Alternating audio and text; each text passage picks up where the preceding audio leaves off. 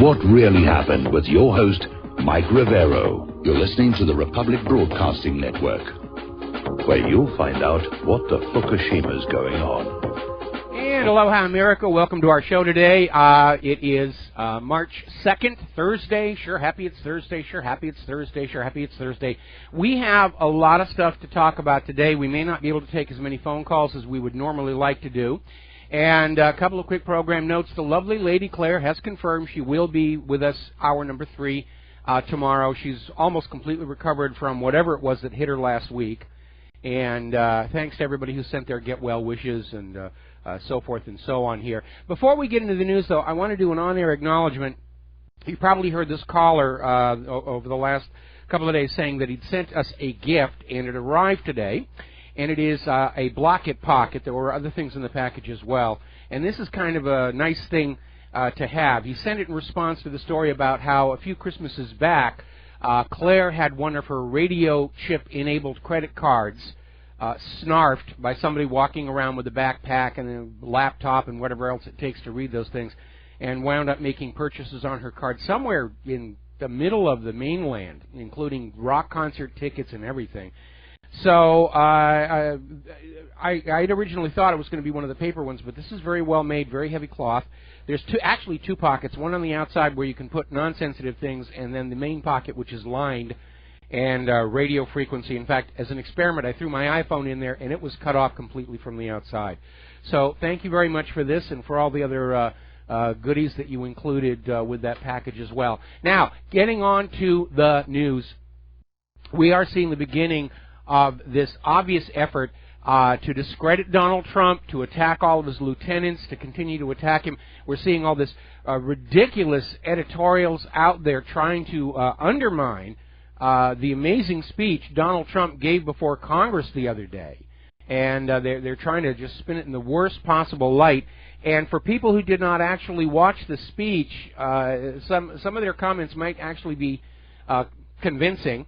And, of course, it's all more fake news here, but there are growing concerns about how Clinton and Obama are working to discredit Donald Trump, possibly get him removed from office, or at least try and pick off his lieutenants one at a time. And, of course, Attorney General Sessions is now in the crosshairs. They're trying to get rid of him, and we'll talk about that in just a little bit here. But basically, looking at this article over in Voltaire Net, saying that in their efforts to bring down Donald Trump, the Clinton-Bush-Obama cartel, if you will, could actually bring down our entire government. And we know that George Soros would not be entirely opposed to seeing that happen in order to install a pro-globalist junta to rule over our country. But right now, our nation is under threat from all this subversive activity. Plus, it's destroying our public image around the world to see these politicians behaving this way. Now then, they're making a big stink over in Congress about Attorney General Sessions and the fact that he did, in fact, meet with the Russian ambassador last year and failed to mention that during his confirmation hearing. Nancy Pelosi managed to get her face unpuckered long enough to scream that he's got to be replaced, he's got to step down. Chuck Schumer is out there demanding a special prosecutor, meaning somebody under the control of the Democrats, to continue smearing Trump with the claim of Russian connections. Now, the Justice Department is acknowledging that Sessions spoke with the Russian ambassador in 2016. Now, here is where things are getting a little bit gray. First of all, where were all these strident voices when Hillary was trying to steal the election, or when Obama was looting Fannie Mae and Freddie Mac to make the subsidies on Obamacare? Not a peep out of these people. Now, during his confirmation hearing, Sessions was asked specifically about anyone affiliated with the Trump campaign being in contact with the Russians, much like back in 2008 when McCain was soliciting illegal donations from Russia. Now, Sessions back then was a senator, and there's a possibility that his conversations with the Russian ambassador were about some government business. And in the context of somebody from the campaign communicating with the Russians, if they didn't talk about the campaign, then Sessions didn't do anything improper. But they're out for blood. They've got him in the crosshairs. And I think what is going on here is pretty obvious to everybody. There are a lot of people inside the establishment who are terrified of prosecution for crimes and corruptions that were basically acceptable behavior under Bush, Clinton, Bush, Obama. And they're trying to paralyze the Department of Justice, perhaps get one of their own in as the Attorney General to protect themselves. Somebody like another Loretta Lynch who's going to sit there looking at felony violations of Title 18 and say, it's no big deal, but we're going to sue those global warming deniers out of business. Now, this idea that Russia possibly influenced our elections is another case of double standards and hypocrisy by the corporate media and by the establishment. Before I go into details, we're going to do a shout-out to our on-air affiliates who are just now rejoining our network. But the reality is the United States has been interfering in everybody else's elections, which makes it hypocritical for them to scream that Russia was trying to influence ours. The Obama State Department spent $350,000 for campaign infrastructure used against Netanyahu in the Israel election. Remember when Victoria Nuland admitted the U.S. spent $5 billion to change the government in Ukraine. Obama tried to influence the Brexit vote. CIA was involved in the French 2012 presidential election, and not the first time they've been messing with that. It is hypocritical for the United States to be tinkering with everybody else's elections around the world and then get into a high dudgeon that Russia may have tried to influence ours. Now, first of all, I'd like to remind everybody that back in 2008, when John McCain did approach Russia's ambassador to the United Nations about an illegal campaign donation, Russia refused because it is illegal.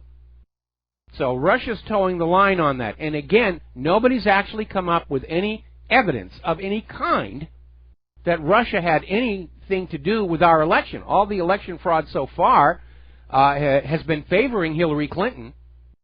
It seems to be originating, shall we say, domestically. Now, Democratic Senator McCaskill made a claim she'd never met with the Russian ambassador. That's now been blown open. She did. Nobody's screaming about removing her. And when we come onto the subject of the Attorney General lying to Congress, well, Sessions may have simply forgot that he said hi to the ambassador on 2 occasions. But remember when Eric Holder lied to Congress about the Fast and Furious gun-running program that was sending military weapons to the drug cartels in Mexico? And it came out he lied. Nobody demanded he step down. It's another classic case of double standards and hypocrisy. And let's be honest, this Russia ties is a distraction.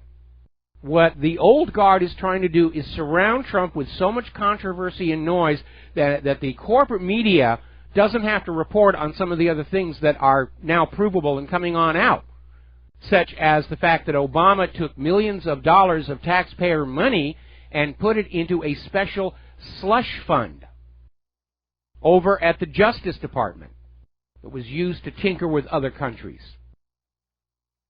And apparently this slush fund was bankrolling leftist groups. And let's not forget how Obama looted Fannie Mae and Freddie Mac to cover the Obamacare subsidies, just like Bill Clinton looted Social Security to make his magic federal budget surplus. They're being very, very selective in their anger and ire, aren't they? Now, do you remember back when there was this dossier that John McCain took to the FBI that was written by this former British spy, Christopher Steele? And he put together this dossier that claimed Trump and 2 prostitutes had vandalized the presidential suite at the Moscow Hotel. And it turned out to be complete nonsense, complete fake news, and the corporate media had a field day with it. The story is just now breaking that apparently the group that originally funded Christopher Steele to produce this dossier was about to cut off payments to him, the FBI stepped on in to make a deal where they were going to keep paying him to do what he was doing. Now, exactly when this happened, we're not sure, but that's an issue that needs to be looked at. Now, the lawsuit against BuzzFeed for publishing that discredited dossier is now moving over to the federal court. And the suit was brought by Cyprus-based tech mogul Alexei Gubarev, who was mentioned in the dossier. And the case was transferred Tuesday at BuzzFeed's request from the local Florida court to the U.S. District Court for the Southern District of Florida in Miami, where they feel they're going to get a better result from the lawsuit. Trying to cherry-pick the court and the judge to get the case to go the way they want. Now, one of the alarming things we're seeing right now is despite Trump's success, despite Trump's approval ratings, the Democrats are actually going harder to the left under their new leadership. And they're getting more and more extreme out there. They were trying to move centrist for the election. They didn't win the election. And now they're just heading back on out. Hard left, hard left, hard left, pushing all of those hot button issues, or shall we say lukewarm button issues, because people are just starting to turn them off. Now, here is something that happened interestingly. Tom Perez has won the chairmanship of the Democratic Party, or the chairpersonship. I keep forgetting there are liberals over there. And Trump tweeted out, "Congratulations to Thomas Perez, who's just been named chairman of the DNC. I could not be happier for him or for the Republican Party." A little bit of a dig, I think, or it could be interpreted that way. And maybe that's exactly the way Perez did interpret it, because Perez replied back, "Call me Tom and don't get too happy. Keith Ellison and I and Democrats united across the country will be your worst nightmare." And then after he sent that, something totally unexpected happened. Democrats started posting on Twitter saying, "How dare you?" Democrats were attacking Perez before Trump could even say a word, and he was being bombarded with all these tweets. Even under its new leadership, the Democratic National Committee is clearly out of touch with the Democratic voters, many of whom are still feeling disenfranchised over all the fraud that stole the nomination from Bernie Sanders and gave it to Hillary Clinton. And now, of course, we're hearing that Bernie Sanders is considering founding a new political party. And I would be willing to wager a rusty nickel that he's going to get a lot of current Democrats to come on over to his new party. Because the Democratic rank and file are just absolutely disgusted with what the Democratic leadership did over this last year. Now, turning over to the Oscars, Donald Trump came out with a comment. He did an interview with Breitbart News, and he said, you need to remember, this year's Academy Awards had the second lowest ratings of all time. Not as many people tuned in as Hollywood would like to get their awards and self-congratulation. And Trump basically said the Oscars sucked because Hollywood's obsessed on politics, and they spent so much time attacking the president, they forgot to put on a good show. And, yeah, it did seem like the Oscars were basically hand out a statue, attack Trump, hand out a statue, attack Trump, hand out a statue, and attack Trump. Now then, a little bit of a footnote on that whole story. Price Waterhouse has had the contract for tallying and presenting the results of the Academy voting. Since time immemorial, they've just been fired. There'll be a new group in there next year after that huge embarrassment over Best Picture. And apparently photos being taken backstage at the Academy Awards were showing the guy who was supposed to be handing out the envelopes. He's got multiple envelopes. He's just playing around with them, juggling with his phone. He's gawking at Emma Stone. He just really wasn't paying attention. And because of that, Price Waterhouse has lost a very prestigious client. Now, the other day, apparently somebody wrote some graffiti featuring a swastika and the words "Hail the KKK," which was a dead giveaway it might be a hoax because there really isn't that much of a link here. And, of course, immediately this was all blamed on Donald Trump by Sarah Silverman and Sean King. Oh, it's Trump's policies that are leading this. He's encouraging all of this stuff. And once again, they're going to have to scrape the egg off of their face because it turned out the graffiti was the work of a non-white special needs student who just wanted a little bit of attention.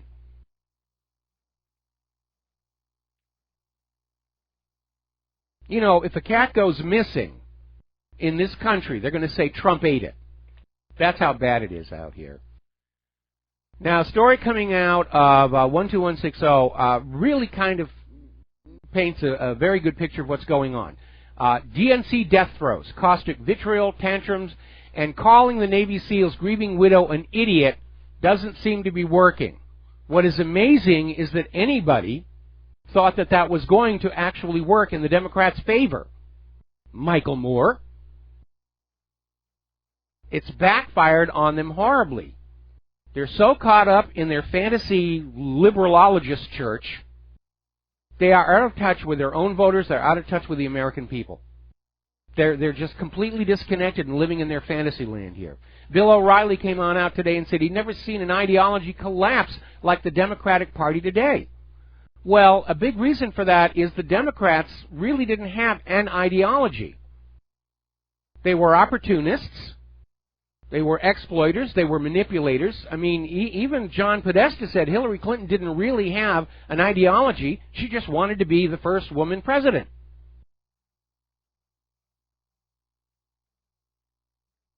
I think the time has come for the Democratic leadership to stop being angry at Donald Trump because he is not Hillary Clinton. And it's time for them to start being angry at Hillary Clinton for being Hillary Clinton. Because that was the problem all along. Her long history of corruption and crimes and the fact that she's just not likable. She comes across like the crazy old aunt you deliberately go out of your way to avoid having to talk to at the family reunions. I wouldn't want to talk to her. I wouldn't want to meet her. Wouldn't want to be anywhere near her. Trump, yeah, I'll shake his hands. Obama, yeah, I'll give him a fist bump, even though he never returned Christmas cards that I sent to the White House. Hillary, no, absolutely not. And by the way, the signs Hillary for mayor are starting to pop up around New York City. Like a bad rash. It never really goes away. All right, we're going to grab a phone call here. Brendan in San Francisco. Aloha. Welcome to the show. What's on your mind? If I had an opportunity to fist bump Obama, I don't think I'd bump his fist.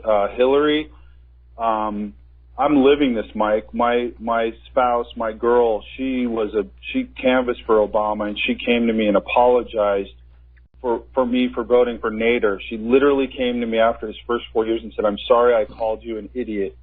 And she got it. And she's a total liberal Democrat. She works for the government. Now, I wanted to comment on a couple things from yesterday's show. One is the gentleman that was seeking out fellow Rivero Rangers. I think it's a great idea for us to start networking. In fact, I made a comment about that maybe a week or so ago. The other thing I wanted to comment is we had a helicopter equipped with a sniffer flying over San Francisco in a grid pattern.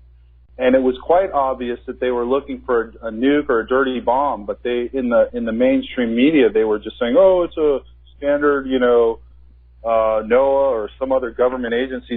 And as soon as the press was saying not to worry about it, that it was a red flag. I hate to. First of all, we're going to have to take a break for a commercial, but don't hang up. I'm going to put you on hold because I do want to respond to what you just said. Okay? So we're going to take a break, and we'll be right back. Aloha, America. Welcome back to the show. We're talking with Brendan in San Francisco. And Brendan, regarding the helicopter gridding over the city, there are all kinds of possible and benign explanations for that. I don't think we should be jumping to conclusion they're searching for a nuclear warhead.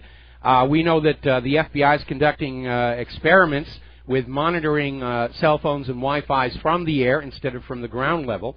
And even if that helicopter was equipped to be measuring radiation, as I mentioned the other day, the Nuclear Emergency Search Team has to maintain baseline maps of known explained radioactive sources in every major city. Now, from a helicopter, the only thing that you can detect are gamma rays and neutrons. The alpha particles aren't going to reach there, the beta particles aren't going to reach there, and they may just simply be updating the map for San Francisco. I don't think we should just assume that they're looking for a nuclear weapon based on that one piece of information. In response to that, Mike, and it's not why I called, but this thing was literally skimming the rooftops of the city, and they had to go public and say, don't be alarmed. This was in 2012, and I know that some nukes went missing in Colorado somewhere, but the reason I called was I wanted to comment on Le Pen and her predicament, and I think Trump needs to come out and show strong public support for her. Yes. And I had 2-3 other points. I think Trump needs to go up to a college level in speaking to us. I think that we have the numbers and people are awake, and for him to use this kind of grade school manner, I think he needs to be more specific and encourage Americans to do their homework and find the truth, because he cannot keep playing games with the Democrats. These guys are playing like Mortal Kombat with Trump, and I think they're ramping this thing up, knowing that they're like cornered rats, and there's nothing more dangerous than a Democrat that's cornered. I mean, and like I said, we have the numbers, we have the truth, and it's like we've got to bring it home, man. And like I said, networking with Rivero's Rangers, I'm on a little peninsula here in San Francisco, and I'm surrounded by brain-dead hipsters that are paying $1,800 a month for a closet. I mean, I don't know what the heck their future goals are. There was an article, a guy's making $150 grand at Twitter, and he's broke. Yeah. So, I think Trump needs to speak the hard truth and on a weekly basis. As Eric Holder said, the gun grabber, we need to be repetitive and brainwash people. That enemy of the state gets it. You have to just be repetitive, and Trump needs to up his game a bit. I think we're playing too much defense, and we have the numbers. I agree with you on that one. I agree with you on that one. Trump needs to break out. I mean, he's basically dealing with all the alligators in the swamp that he wants to drain. And by the way, we're just now getting word that Attorney General Sessions has recused himself from the investigations into whether or not Russia tried to influence our elections. So the Democrats have scored a victory on that. And, yeah, real quick, because we're almost to the commercial break. Last comment. I think that, oh, my goodness. Well, I lost it, Mike. I wanted to just get it in there quickly. Thanks again. I'll let you go. All right. Thanks an awful lot. We're going to let you go. And we're going to start with Mo in Florida. I'm probably going to have to take you through the commercial break. What's on your mind? Hi, Michael. Can you hear me all right? I hear you. Yeah, Michael, just real quick, or if you can hold me over, I'd appreciate it. You know, that last caller was right on the money. I think he was shaken. I just heard that news, too, from you. Whatever, you know, what happens with Sessions. But my question was on this VX nerve gas with Kim Jong-nam, whatever he was. Yes. They sprayed it on his face. Did a little research on that, and, you know, the size of a head of a pin of that can kill somebody. And my question is, you know, if Trump goes around shaking hands with, I know he's a germaphobe, but he does it because he loves, you know, he likes people.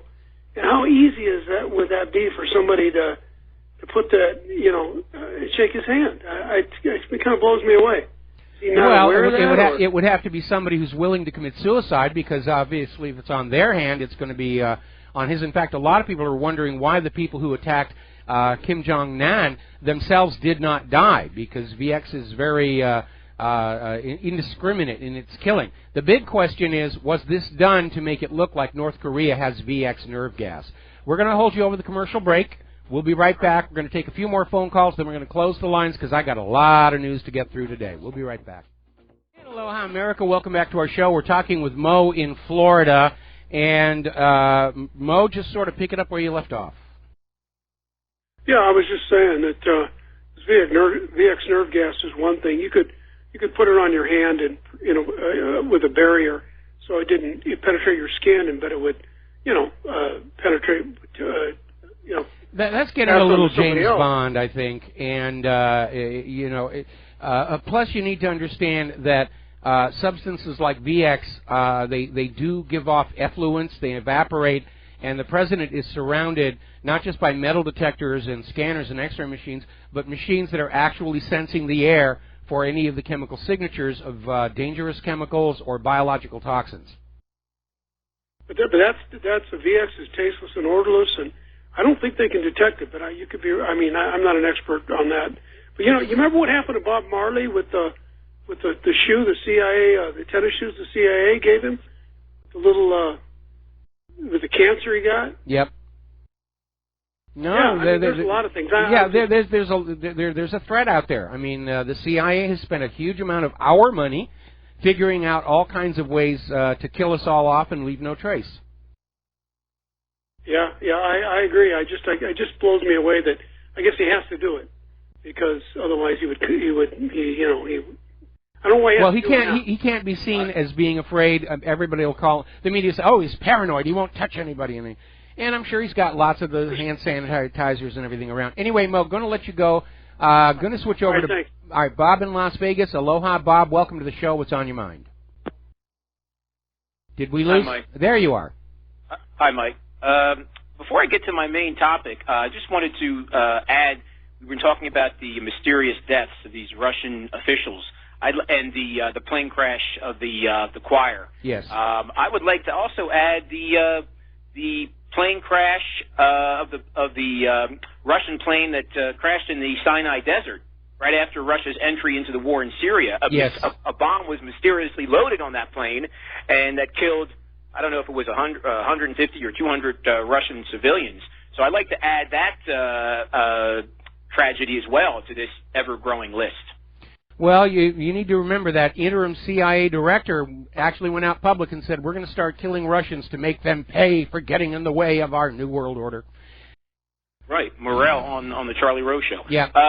He was basically bragging about it. Mike, for the life of me, I don't understand how these officials, Flynn being first and now Sessions, why they don't divulge all the information. I mean, you said he may have forgotten these conversations he had. Well, if they were harmless conversations, if he didn't forget them, I don't know why he didn't reveal it.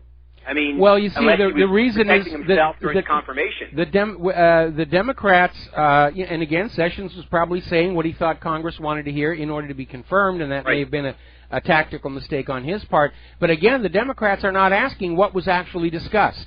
They're trying to make the crime out of the fact that he met the Russian ambassador while serving as a U.S. senator, and they're trying to make a big deal out of it. But as far as I'm concerned, until we know what was actually being discussed, for all we know, it could have been something about U.S. government business, because that's what the Russian ambassador is there at the UN for, is to basically try and present Russia's interests, and he's going to be talking to people. That's the job of an ambassador. Go on out, shake hands, talk to people about the issues. And as far as I'm concerned, until somebody proves to me that Sessions and the ambassador actually talked about the campaign and some kind of material support was discussed, then it becomes a violation of the Logan Act.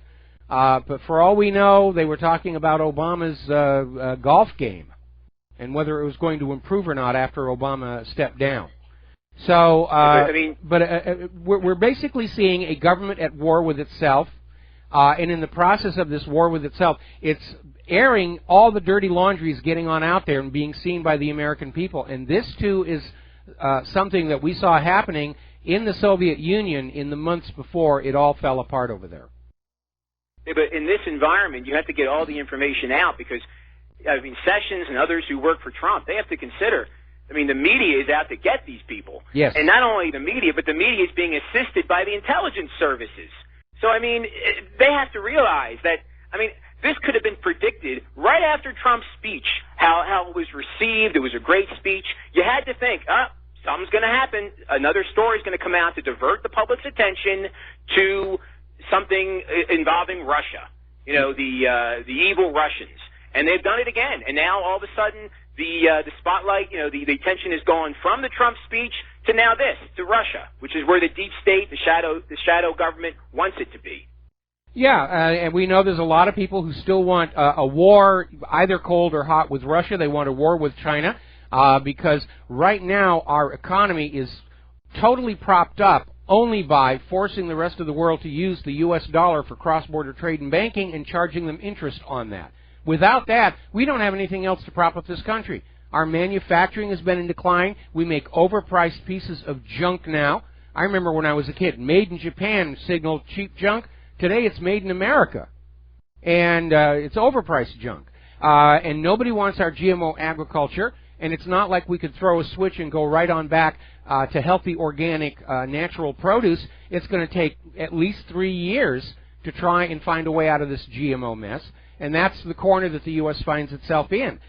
Plus, of course, we have all of those people who were involved with the CIA's drug running over the years, the Bushes, the Clintons.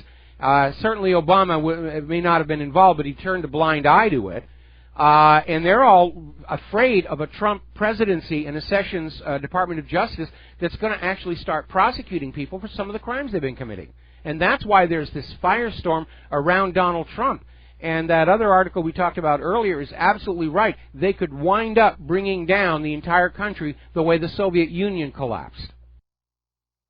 Yeah, I mean, and especially with this corporate media, you mentioned the Obama potential crime that he committed with the money diverted from Fannie Mae and Freddie Mac. Nothing's going to happen to Obama. He's not going to go to jail. I mean, you've got a corporate media reporting about all the problems that exist in this country. You've got a corporate media reporting that Kellyanne Conway had her shoes on the couch in the Oval Office. That's how bad they've gotten. Yes, and that's why nobody's paying attention anymore. I mean, CNN's ratings have bottomed out. They're literally hiring companies to generate artificial Twitter followers and artificial clicks on their websites so they can keep on looting their own advertisers for more money. Yeah. Mike, finally, I heard your interview with Richie Allen, and I really loved listening to the interaction between you two. Richie Allen, I like him, but he got it out for Trump, and I'm glad you gave it to him. Because you said this conversation is mutating into an anti-Trump screed by Richie Allen. But I didn't realize you were an actor. You mentioned this movie Alligator. I'm trying to locate it. No. Actually, when in my early days in Hollywood, first of all, I actually, when my family moved from New England to Southern California, I was very briefly a child actor in commercials. And then later on, when I was just getting my visual effects career going, I would fill in the blank spaces by doing extras work. And, I don't even remember all the movies I actually appeared in. But it was, the funny part about Alligator was I had a dual role in it, because I had worked on the actual mechanical alligator, and then after I was let go from that, I got hired to play a doctor in the film. The only other time that ever happened was with a movie called Brain Scan, where I was the on-set visual effects supervisor, and I got drafted into being a stunt hand when the star of the film, Eddie Furlong, decided to take a recess away from the soundstage with his studio tutor. And we held an audition on the set. Whose hands looked most like a teenager's, and once they were shaved, I won. So that's my hand pushing into the face of the monster. Yeah, I mean, what an interesting life that you've lived. I mean, if I was a literary agent, I would want to see that life written down in book form. Maybe have it titled "What Really Happened." I seriously doubt that. But honestly, I'd love to see that book. I would buy it.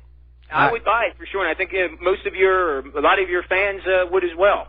That is a long, long way off. We've got some more pressing things like stopping this rush to war and getting the economy back on track and all these other things. And, I like to tell anecdotes about unique things that have happened in my life, but I'm really not feeling like I want to impose the totality of it on anybody at this point. And, okay, we'll wait another 20 years. Okay, right. that'll be fine. Okay, it'll be a Mike. very short book. Actually, it's going to be a pamphlet. Let's see. Okay. Thanks an awful lot. I think Robert in London is our next caller. Robert, aloha. Welcome to the show. What's on your mind? Hello, hi. Hello, hi. This is Robert here. Yes, Robert. I was hoping I could talk about two items, perhaps. One is global warming, or not global warming, but a subject around it. You did mention in the 1700s about the sun having no sunspots. The Maunder minimum. Yes. And I was watching a program some 30, 40 years ago, a Horizon program on BBC, and that was the subject. And the man wanted to prove that there was that the sun had gone through a cold spot, and so he took the tree rings and put them in the the carbon-14 dating machine, I believe. Mm-hmm. And there was no carbon-14 dating. Either the machine wasn't working or the sample was extremely old. But no, this is a sample from the 1700s that has received hardly any carbon-14 dating radiation. And what he just proved was he blew away the carbon-14 dating mechanism for dating all our archaeological samples that we pick up. Well, hang on a second. One failure of the carbon-14 test does not discredit the entire methodology because it has been so successful in the past. But carbon-14 is only useful relatively recent in history. If you're going back to older times, there are other methods that you can use. Sure, I understand. But the point is that what he shows that a sample of 1700 was a failure to predict the date, as it were. So my question is that you can know assuming that a sample has been alive for a while, it's received radiation, of which is then depleting that radiation over the time period which you measure. Yes. The question is, how do you know how much radiation that sample has received? Okay. Well, I'm afraid you don't really. I'm afraid you don't understand the carbon-14 test because it has nothing to do with how much radiation you're receiving either from the sun or anywhere else. It's that carbon that is in the environment has a certain ratio of carbon-14 in there that's absorbed into your body, and it's constantly being updated. What happens is once an organism dies and is buried, the carbon-14 starts to decay naturally. It's a completely internal process. It's unaffected by anything outside. And as the ratio of carbon-14 to the rest of the carbon shrinks, it gives you that indication of how much time has passed since whatever it is was actually live. Carbon-14 only works on organic materials from living things. It can't be used to date pottery or statues or anything like that unless you can isolate an organic component of that. But it sounds to me like he's simply dealing with a laboratory error and not much else, because there's a huge body of successful carbon-14 dating, and this one individual instance where he failed to get a result, I don't think can be justified in saying carbon-14 dating doesn't work. I would be interested in how many times he repeated the test in order to verify whether or not it was his equipment that was broken down. For all we know, his radiation detector had lost the partial vacuum that's inside. Those are very sensitive pieces of equipment. Okay. Anyway, let's see. We're going to let you go here because we're coming up on a commercial, and we're going to go to Fred in Texas. And Fred, you're going to be our last phone call for a while because I got a bunch of news to get to. What's on your mind? Well, I was listening a while ago, and the gentleman from San Francisco reported that he had seen a helicopter that was flying low over San Francisco, doing some kind of observation surveillance. And he had suggested that possibly that they were sniffing for radioactivity, but I stay in South Texas close to the Corpus Christi Naval Air Station pretty regularly, and about a month and a half or 2 months ago, I saw it looked like an Ares series airborne reconnaissance intelligence integrated electronic system flying in a grid pattern for several days in a row, carrying what looked to me as a advanced targeting pod underneath it. And I was really curious about it, so I did some research and I looked at it, and probably about a week after that, I saw a Bell helicopter. It looked like a 400 series Bell helicopter toting the same kind of pod under it, except it was lower and it was closer. And it seems to me that the military may be wanting to do some advanced targeting for locations in our country. Well, they could be testing a system, and they test, here at home. Prior to the accidental shoot-down of TWA 800, pilots had been complaining because the Aegis Development Laboratory in New Jersey was constantly painting them with the search and targeting radars. And it made the flight crews on these aircraft very uncomfortable. But the government will test things on ordinary people in ordinary cities. It sounds to me like something is being tested and developed, and that's a rather benign situation. The caller from San Francisco made the leap that they were searching for a nuclear weapon, and that's not supportable on the basis of what he observed. No, Okay? that's what I was going to comment. But it is notable, though, that he observed the same kind of thing that was happening where I saw also. And, who knows with the kind of data that we have the capability of processing nowadays. They could but there are benign reasons for these things to be up there. And I'll give you a good example. There's a helicopter is always flying all over Oahu, and it's got this arm and pod out in front, and it's resulted in phone calls to the police. And it actually happens to be an aerial motion picture camera system that is here in the island, and it's used for, we used it on Lost, we used it on Hawaii 5-0, and it's in the sky, and it looks weird, but it's got every right to be there. Anyway, got to let you go, got to take a break for commercials. Back with news after these few words. And aloha, America. Welcome back to our show. And let me send a message to our control room. We're trying to deal with some technical issues here between constantly changing software and hardware wearing out, especially here in Hawaii. It's like all of this stuff was made out of compressed rust at some point. All right, we're going to get back to the news here. We're going to close the phone lines for a while because we really have got a lot of stuff that we need to talk about, and I apologize to those of you who want to call on in.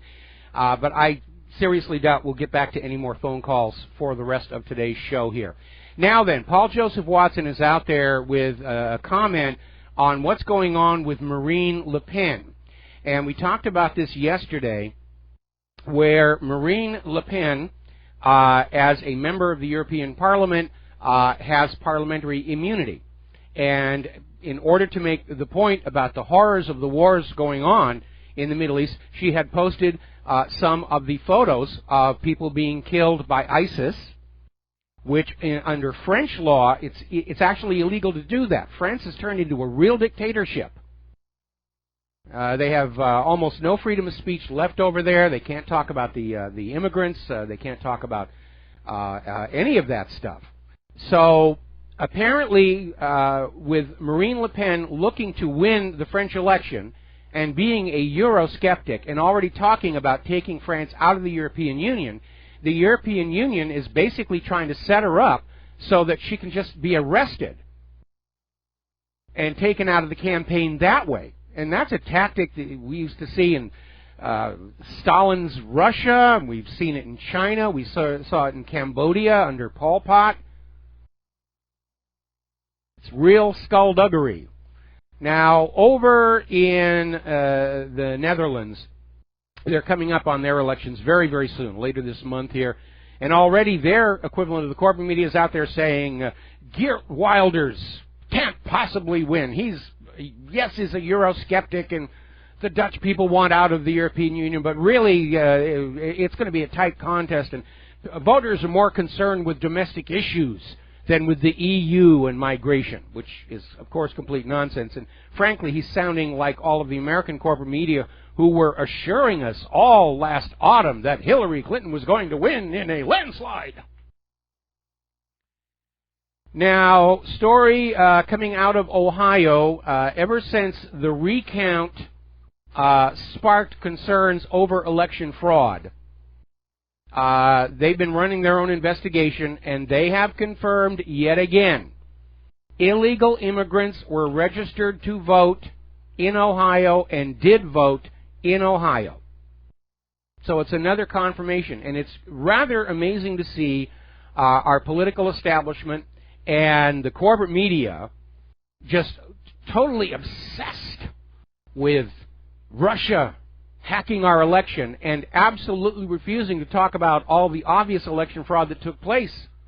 We're going to take a break for station identification. We'll be right back.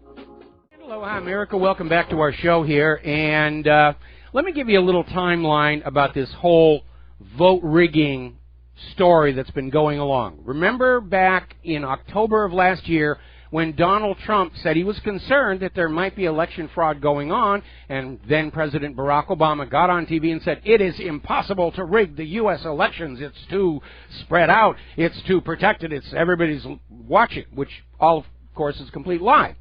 Go over to blackboxvoting.org, and you can see how much fraud there is, or see that wonderful HBO documentary, Hacking Democracy, which shows how much election fraud is going on in this country, and including some of the ways that it's being done. And it focuses on Bev Harris, who's just done this amazing, amazing job calling attention to this problem.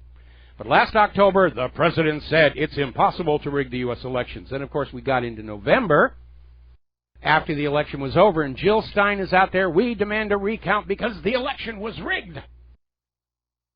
And then the recount falls apart, and we get into December, and Hillary Clinton's out there saying, Russia rigged the election, Russia rigged the election, Russia rigged the election. Then Donald Trump gets into the White House, and he starts talking about having an investigation into election fraud in the whole system, and we get the NAACP out there saying, don't you dare investigate if the election was rigged. You're being racist to suggest that blacks and everything were involved in crooked elections. So you can see what's going on. Yes, our elections are fraudulent. And yes, we know who's really doing it, and it is not Russia. All the election rigging we have discovered so far favored Hillary Clinton, which undermines the very idea that Russia was somehow tampering with the election to favor Donald Trump, doesn't it? Little common sense here, people.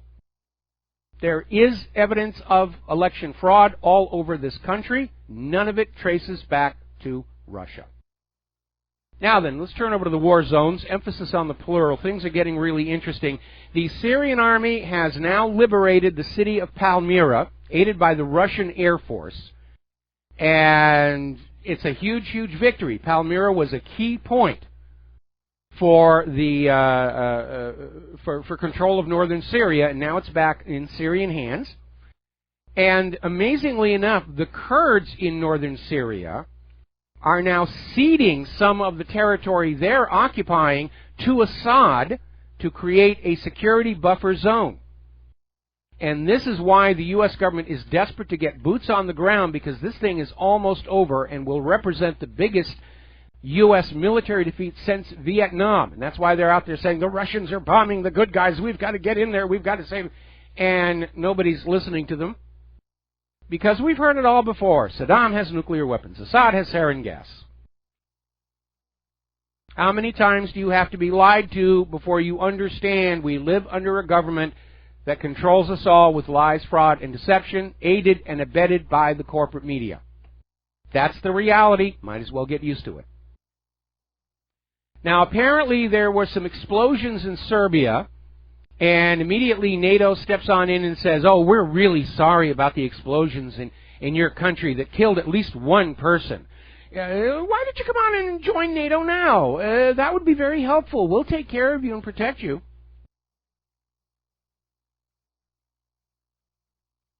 NATO is the growing imperialist aggressor, and primarily on behalf of the United States of America.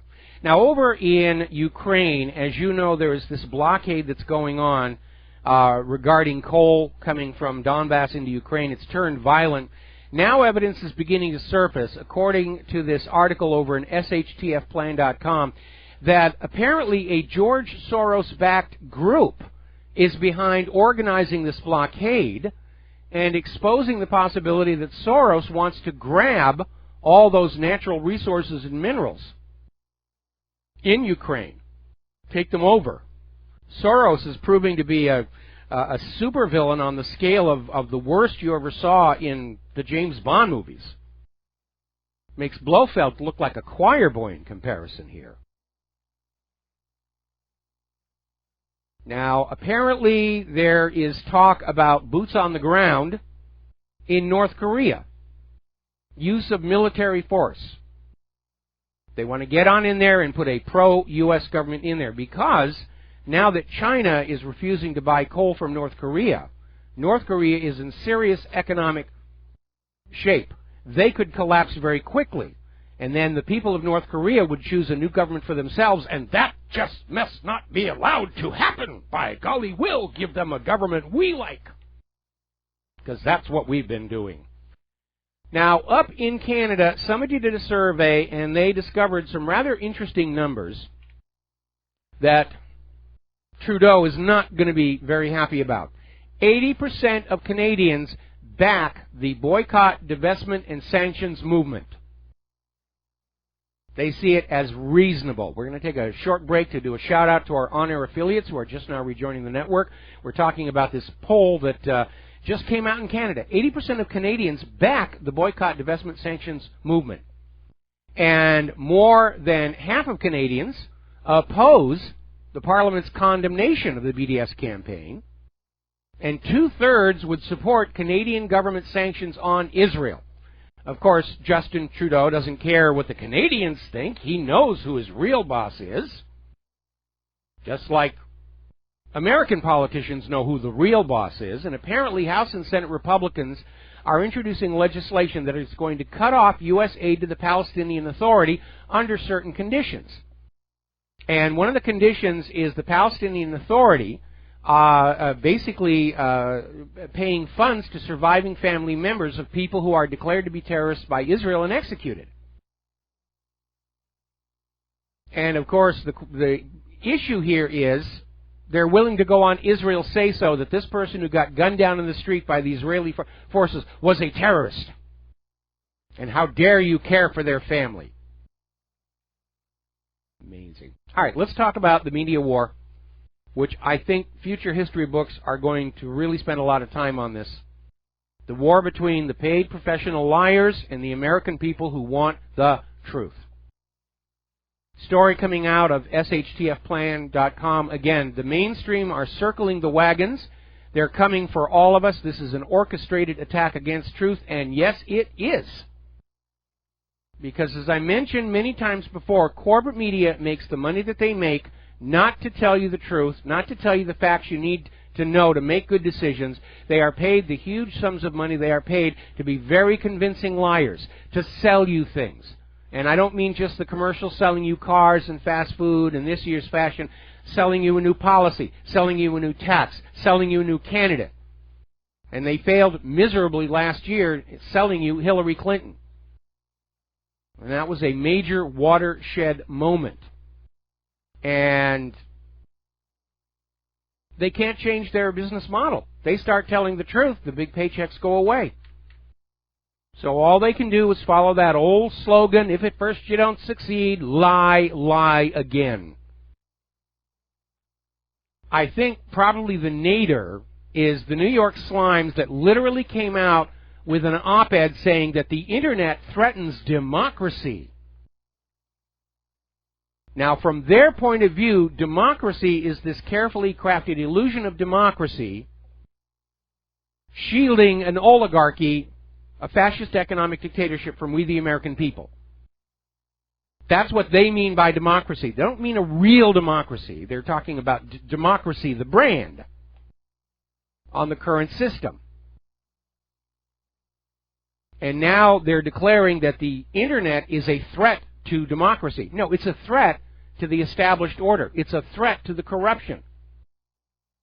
It's a threat to the corporate media's lock on the minds of America. And so they're out there leading the charge. They want the Internet to go away. They want it to be controlled and basically turned into nothing but broadcast media's channels into your computers. I'm expecting at some point in the very near future that creators of websites are going to be required to apply for a license, subject to government approval, just like, you know, you get an FCC license to operate a transmitter.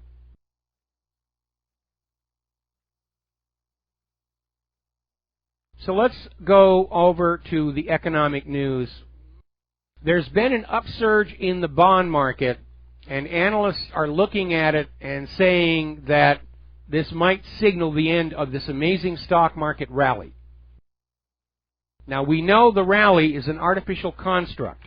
The Dow Jones Industrial Average is way, way, way up there, but the earnings reports of all the companies that are in that little basket from which the Dow Jones calculates their industrial average, the earnings reports are poor. The orders for goods from those companies are down. There is a very obvious disconnect between the actual earnings and worth of those stocks and the prices of them. It's obviously being manipulated. And they can't keep doing that forever, although they have certainly been doing it for year after year after year after year. Now, there's been another leak out of the White House again. And according to this leak, Donald Trump is proposing to ignore World Trade Organization rules that violate U.S. sovereignty. Now, I think this would be a really good idea because the World Trade Organization is part of that globalist New World Order infrastructure to try and level the economies out between all the countries so that there isn't a panic rushing for the border when the borders come down. Remember, before the New World Order can make international borders go away, which is their dream, everybody has to be driven down to the same level of poverty as everybody else to keep them exactly where they are when the borders come down. And that's a big part of what the World Trade Organization's been doing. So if Trump is thinking about doing this, I'm fully on board. I'm fully on board. And of course, the World Trade Organization will say, we're going to sanction you, we're going to do this, but they've overplayed the sanctions. And they're really not working. Anytime somebody says, I sanction you, the sanctioned country says, all right, I'm not going to do business with you anymore. There's plenty of other countries around the world that will do business with us. You sanction us, we'll work to become more self-sufficient internally.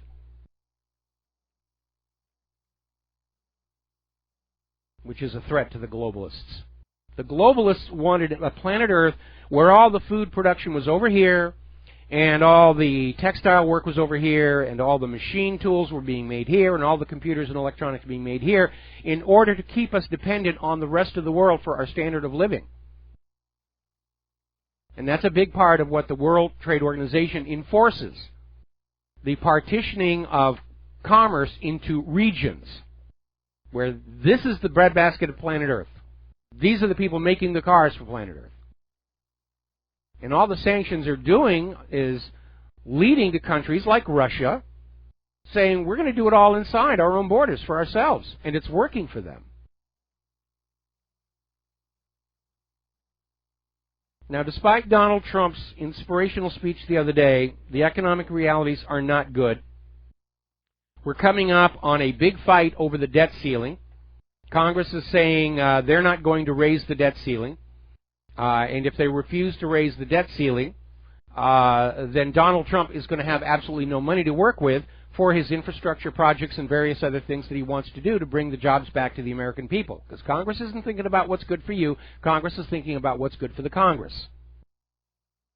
Now, if there is a deadlock there, even in a GOP-controlled House, there are a couple of different things that Trump can do. Trump, as the President of the United States, has the authority to order the Treasury Department to issue a new currency. Lincoln did it. John F. Kennedy did it.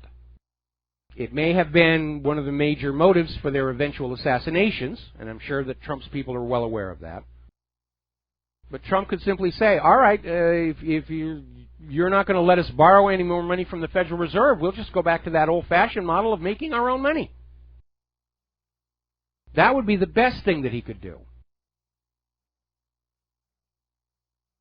Second thing he could do is take government control of the private central bank, the Federal Reserve, the way Putin did in Russia.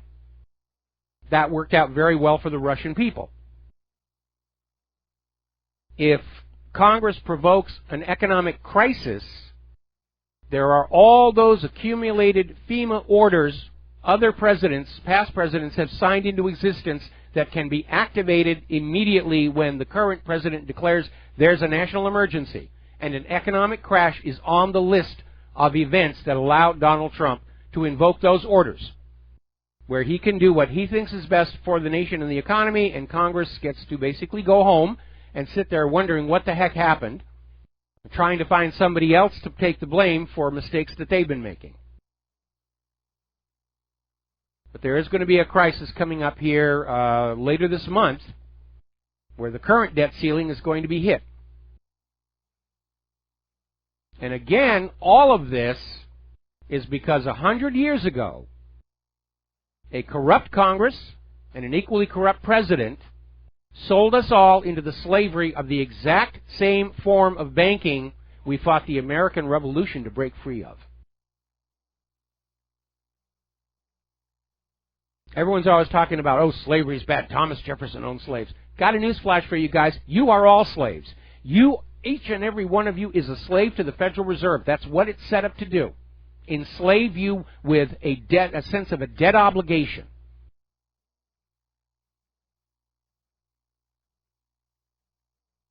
Over in Italy, they're starting to strain against the leash in Brussels. And former Prime Minister Silvio Berlusconi is saying Italy needs to bring back the lira and put it into circulation alongside the euro. They're not going to drop the euro yet, but people are looking at the euro and saying its days may be numbered. Let's have a safety net. Let's have a second currency in there. And there's no law anywhere that says you cannot have multiple forms of legal tender, multiple forms of mediums of exchange. Just like in this country today, we have cash currency and we have virtual currency. I think it's a good idea. I think all the European countries ought to start getting ready for the collapse of the euro. Now, we've been talking about the pensions crisis in the United States, and it is spreading all over. CalPERS is cutting pension benefits by 63% for workers in the East San Gabriel, California area, which is very close to where I used to live when I was a kid. And they're basically saying their former municipal employer failed to pay their pension dues. So while it might be nice to blame the 2008 mortgage-backed security fraud for this one, no, in this case, it was government failing to do their job and honor their obligations. And we'll just stick those poor old retirees with the problem. You know, they can't fight back against us. What are they going to do? Hit us with their walkers? But the reality is pension funds are going broke all across the nation. More bad news from the world of retail, because none of us have the money to go on down and buy what they're selling. Abercrombie & Fitch is going to close another 60 stores. Sales are continuing to slide. H.H. Gregg is going to close 88 stores in an attempt to stay afloat. A lot of these large clothing retailers were selling on the basis of fashion, having to have this year's colors, having to have this year's look. Well, that's something that can be sustained when people are able to trade their labor for decent wages and salaries. Now we're basically buying clothes that look like they're going to last as long as possible and wearing them until they start to fall off of us. And that, of course, is a death blow to these companies that could look forward to you buying endlessly new clothes to look trendy and fashionable and show off to your friends and neighbors. Another aspect is that we live in a society where the ostentatious display of wealth is becoming a negative. People are pulling back. I think that's a very, very good thing as well. 19 retailers on the brink. Sears, J. Crew, Claire's, Route 21, Payless, 9 West, Gymboree, Not Your Daughter Jeans, True Religion, Indra Holdings Corporation, Bon-Ton Department Stores, 267 stores there. Tom Shoes, David's Bridal, Tops, Velocity, Fairway, 99-cent only stores, Charming Charlie, and Evergreen Savers. Total, 13,000 stores are about to close. We'll be right back. Aloha, America. Welcome back to our show here. And more bad news for Obamacare. Apparently, one of the largest long-term care insurers is about to shut down and liquidate. And this is a $4.6 billion insurer. It's the biggest Obamacare failure ever. And apparently, Penn Treaty Network of America Insurance basically has been, for all intents and purposes, running a pyramid scheme. And there's been 8 years of legal battles between the state regulators, investors, and policyholders. And finally, Pennsylvania Court Judge Hannah Levitt signed off on a plan to liquidate Penn Treaty Network American Insurance and its affiliate, American Network Insurance, the largest such health insurance liquidation in history. And this will leave insolvent insurers, their owners, and customers to pick up the cost for more than 70% of the up to $4.6 billion in projected long-term care claims expected for 76,000 aging Penn Treaty customers nationwide. Clearly, the current system is dysfunctional. It's very profitable. And in the end, that's all that matters. We're making money. That's all we need to worry about here. We don't care. University of California, as if they have not had enough bad news lately from some of the rioting and crime going on, at their San Francisco campus, 79 IT employees just got handed their pink slips this week. Many of them were forced to explain their jobs to H-1B visa replacements from an Indian outsourcing firm. I would like to see Donald Trump wade into that particular issue as well. Talking about immigration and globalism here, over in Hungary, Hungarian Prime Minister Viktor Orban has announced that his nation will build a second barrier between Hungary and Serbia to keep out the migrants, saying ethnic homogeneity is vital to the economy. Because they're looking at what all these other European Union nations are dealing with this blended population of the indigenous people of those nations, with this influx of the refugees and all the problems it's causing. And it is economically harmful. Now, Germany, according to a document that's floating around over there, it's a working paper, they're talking about accelerating the deportations from the EU. And basically they're asking for the European Union to relax some of these declared human rights provisions so that asylum seekers who fail to be declared as true refugees can be sent home quickly. And one of the big scandals that is not being covered is the fact that the vast majority of these refugees pouring into Europe do not actually meet the legal definition of a refugee. They're going there because they think they're going to have better jobs or there's going to be all kinds of free stuff. And it's a huge, huge drain. Over in Sweden, which we are assured by the corporate media is perfectly safe and everybody gets along just fine, and the native Swedes and the refugees are swapping wet, sloppy kisses, well, apparently got a little bit out of control. A 34-year-old Somalian migrant has been arrested for literally raping a Swedish woman to death. And apparently he was still having at her corpse when the police showed up to get him. But of course, if you post a picture of that in France, you will go to jail. You're not allowed to do that sort of thing here. Apparently over in Germany, another refugee shelter had a bit of a kerfuffle. migrants armed with iron bars and knives were attacking the security workers. The security workers are supposed to be there to protect them, and the migrants apparently just went on a rampage against them. Now, one of the things Donald Trump was talking about in his speech was immigration reform, and he brought up the idea of a merit-based immigration system, and everybody's acting shocked. Oh, it's discriminatory. Yeah, it is, and it's the way immigration has been handled for most of the nation's history. We'll be right back. Aloha, America. Welcome back to the show. We're talking about immigration. We're talking specifically about President Trump calling for merit-based immigration reform, and of course the liberals just went ballistic on that, screaming it's discriminatory. Yeah, that's what it's supposed to be. And that's how immigration has been handled in this country all the way back to even before it was a country. Every nation has a right to control their borders to decide who does and does not come on into the country. Even during the heyday of mass European migration to the United States, Ellis Island, Statue of Liberty, give us your tired, your hungry, your poor, teeming masses yearning to breathe free. They still had to go through Ellis Island. They had to be checked out. They had to be, make sure there were no communicable diseases. If they were put into quarantine. Those with criminal records were sent back home. Those who had no marketable skills were sent back home. It's the way it has always worked.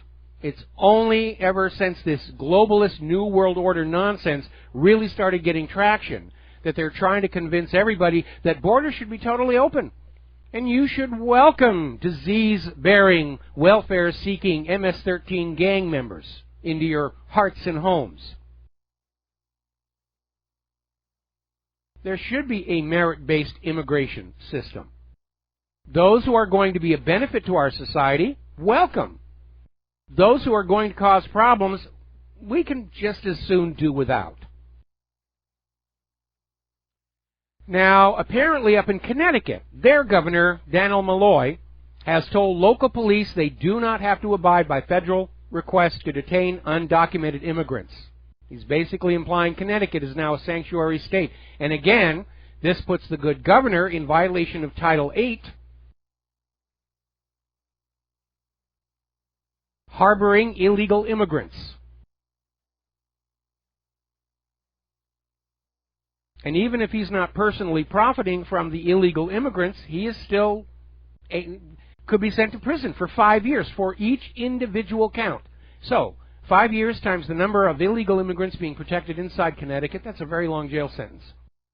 We can solve the immigration problem. Let's just enforce the already existing laws. Now, down in Alabama, they've got a somewhat different approach. They're deporting illegals. They're arresting them at work and at home. There was a dreamer who was at a rally expressing her fear that she was going to be taken away, and she was. They got her coming on out of the building. Good for the people of Alabama here. Now then, using PolitiFact's own numbers, we can declare the claim that illegal immigrants are a benefit to our economy to be more fake news. Because using PolitiFact's own numbers, illegal immigrants cost the U.S. taxpayers $66 billion every single year. And as Donald Trump pointed out in his speech, when we allow illegal immigrants into the country and they obtain jobs, it means that one of the legal American citizens who's been out of work for months and years will not have that job. We have more than 90 million Americans. And I was very glad to see Trump use that number and not go along with this nonsense 5% unemployment rate we keep getting. We have 90 million legal American citizens willing and able to work who have not been able to find jobs for months or years.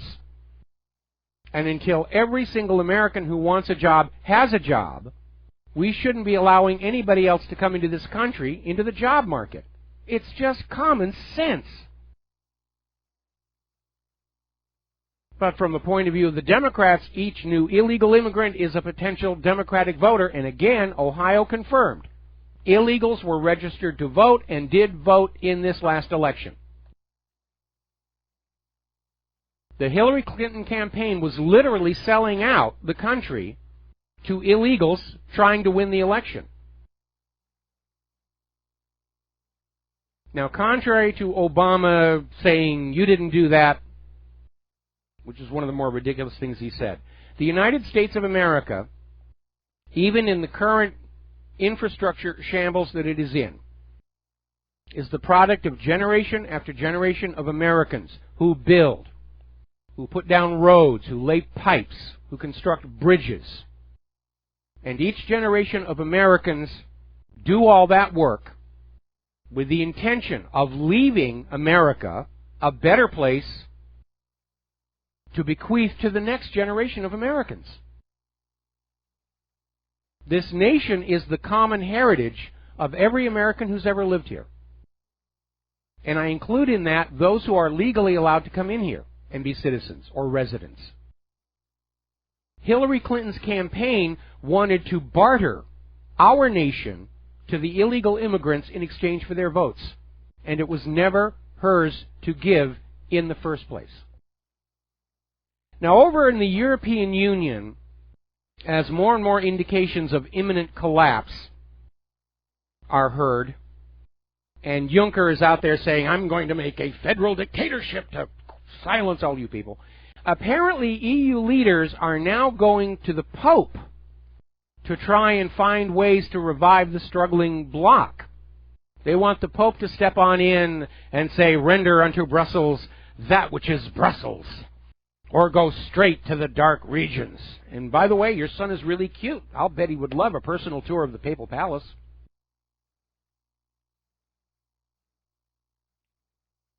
And by the way, if you hadn't picked up on it, religion is another system of controlling you.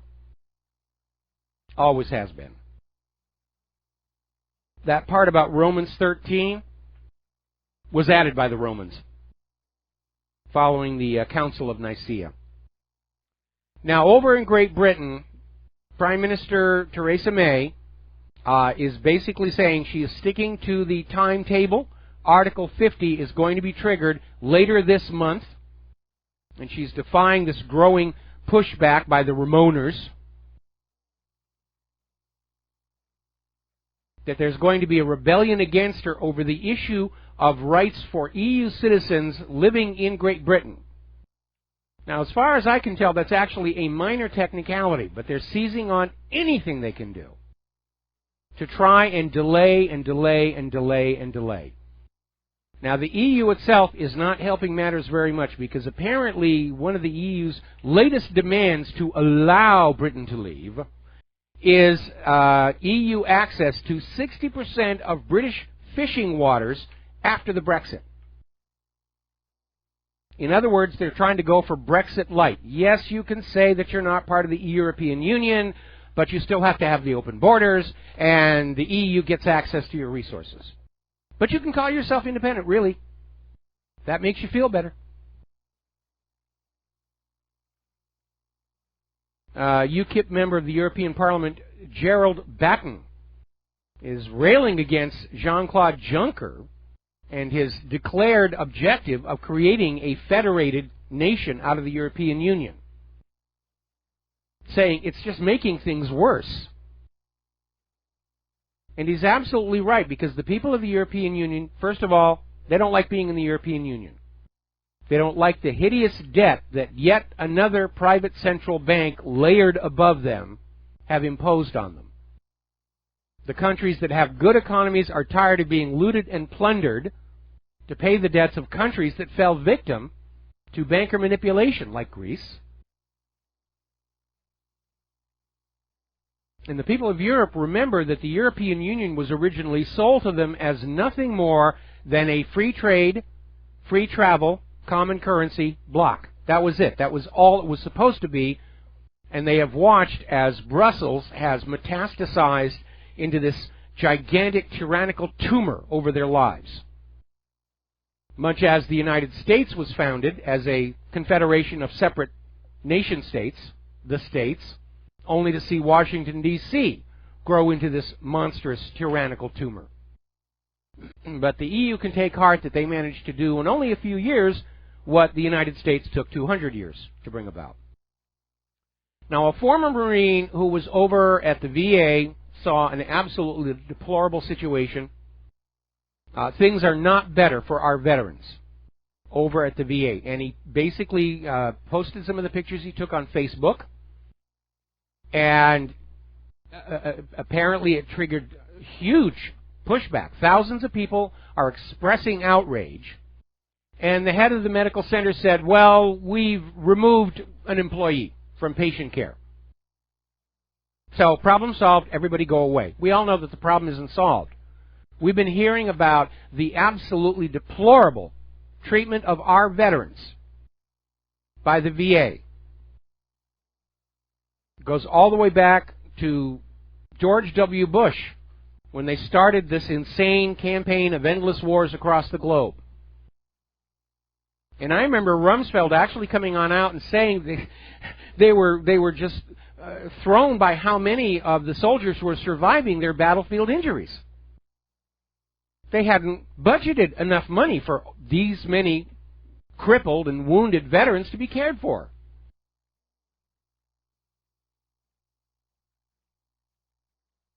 And I think probably most veterans who are having to deal with the VA are thinking that they put on the uniform, they took the oath, they did as they were ordered to do, and now that they're wounded and can't fight anymore, the government has just abandoned them. We've been hearing all these stories about how the VA is fudging its records to make it look like veterans are getting timely medical care, but the reality is they're just being put out there and left to die. Long, horrible, lingering deaths. It is a shame. It's a national disgrace. Regardless of whether you agree with these wars or not, and I most assuredly do not, we as a nation do owe a debt of honor to all those who put on that uniform and take that oath and obey their orders thinking that they're serving their country. And the fact that they were lied to and used only makes it obvious they're just as much victims as anybody else in these wars. We owe them the proper and appropriate care for their injuries. And apparently the government just isn't all that interested in doing that. They're going through the motions. They're spending their budget on artwork and going to conferences. And the ordinary veterans are just being marginalized. And again, you're not going to see much of this on the corporate media either. Now, do you remember back during the Obama administration and they talked about integration of the military, that women could serve right alongside the men, and there were some concerns expressed. Certainly in the non-mechanized military, the average woman is weaker than the average male and can carry less equipment. And there were also concerns expressed about moving women along too quickly for the sake of politics, such as the first female F-14 pilot who ramp-struck her aircraft and killed her Rio. And now it turns out the Navy has a problem with co-ed crews on their ships on long cruises. The women are getting pregnant. Apparently 16 out of 100 Navy women are reassigned from ships to shore duty due to pregnancy. This was data obtained in a Freedom of Information Act lawsuit by the Daily Caller News Foundation's investigative group. Now that's last year, 16 out of 100. That number's up 2% from 2015. And of course, this means that all the training for shipboard duty is wasted if they're reassigned to the shore. It's causing problems for the manpower. Combat readiness. It takes a long time to train a crew for one of those ships. I know I have a family member who went through Navy training, qualified weapons officer. Took her a long time to get that. And it didn't work out because the liberals like to fantasize about this ideal world and then pass laws and rules to try and bring it about, and then reality leaps up on them and it backfires, and all they can do is try and blame somebody else. And again, it goes back to the fundamental flaw in the liberal political philosophy that everybody is born with a totally blank mind, and everything that we think, feel, know, believe is the result of our environment. And that is the justification for the liberal agenda of controlling absolutely every aspect of our lives in order to re-engineer our minds. It has never worked. It is a horrendous failure because it's based on an intellectual fraud, Coming of Age in Samoa by Margaret Mead. And it's been exposed as a hoax, but the liberals still cling to it. They lionize Margaret Mead. They don't want to admit that the very foundation of their entire philosophy is fraudulent. It's easier convincing Scientologists they're wrong than to convince a liberal. That's why I'm starting to call them the Church of Liberalology. Oh, boy. Yeah, let's go ahead and take a few photos. Apparently, over in Baltimore, boy, this is like right out of the 1930s gangster era. 7 police officers have been arrested for racketeering, stealing hundreds of thousands of dollars in cash and drugs, and then lying to cover up their tracks. Of course you're going to cover up your tracks.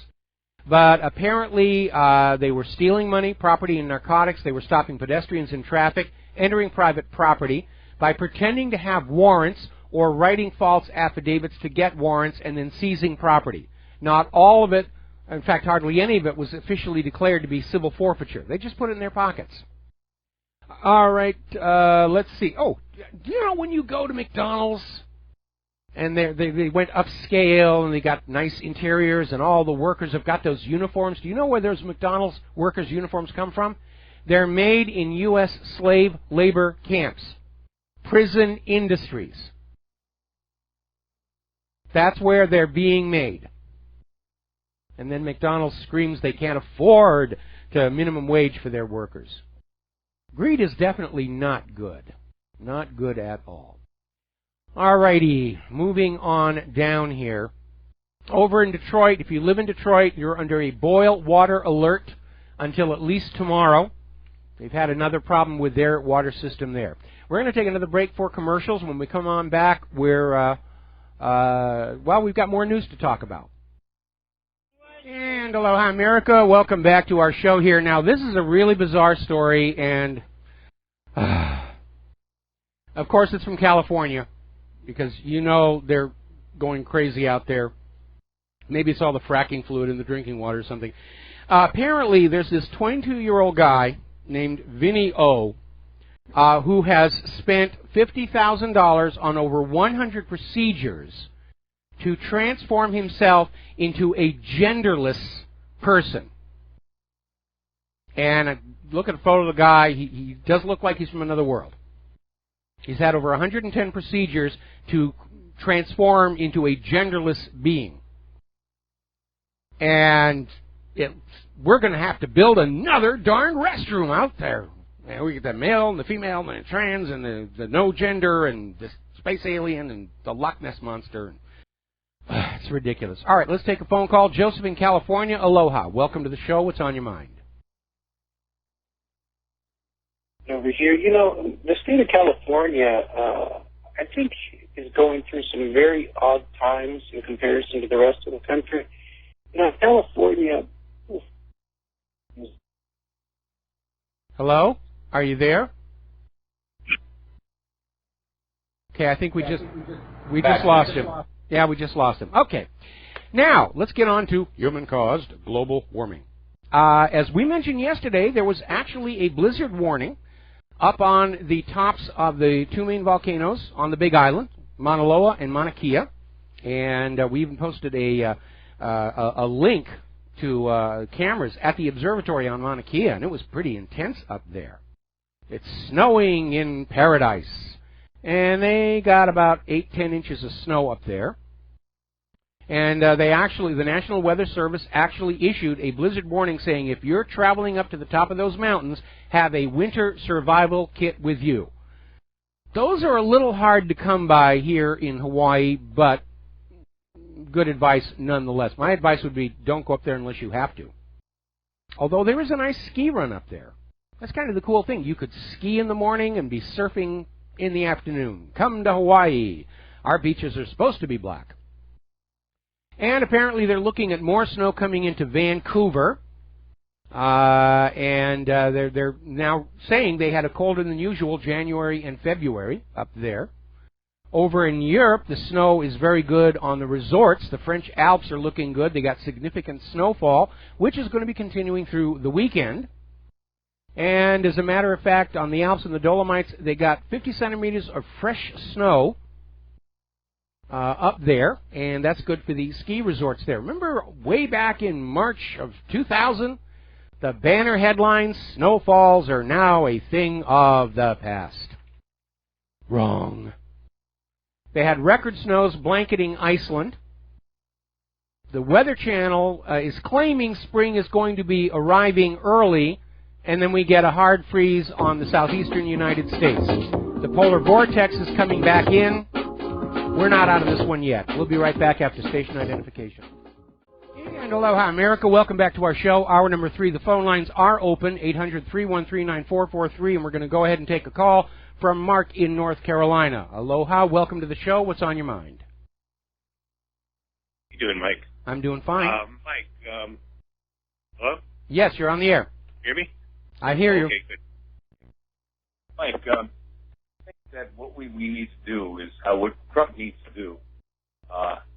He needs to start arresting some of these people now to doing the leaks. He needs to start with former CIA director, the Wahhabi convert there, Saudi Arabian agent Brennan. He needs to start arresting John McCain, Lindsey Graham, and of course Hillary. He needs to go after her. He needs to go after Obama. Start arresting them.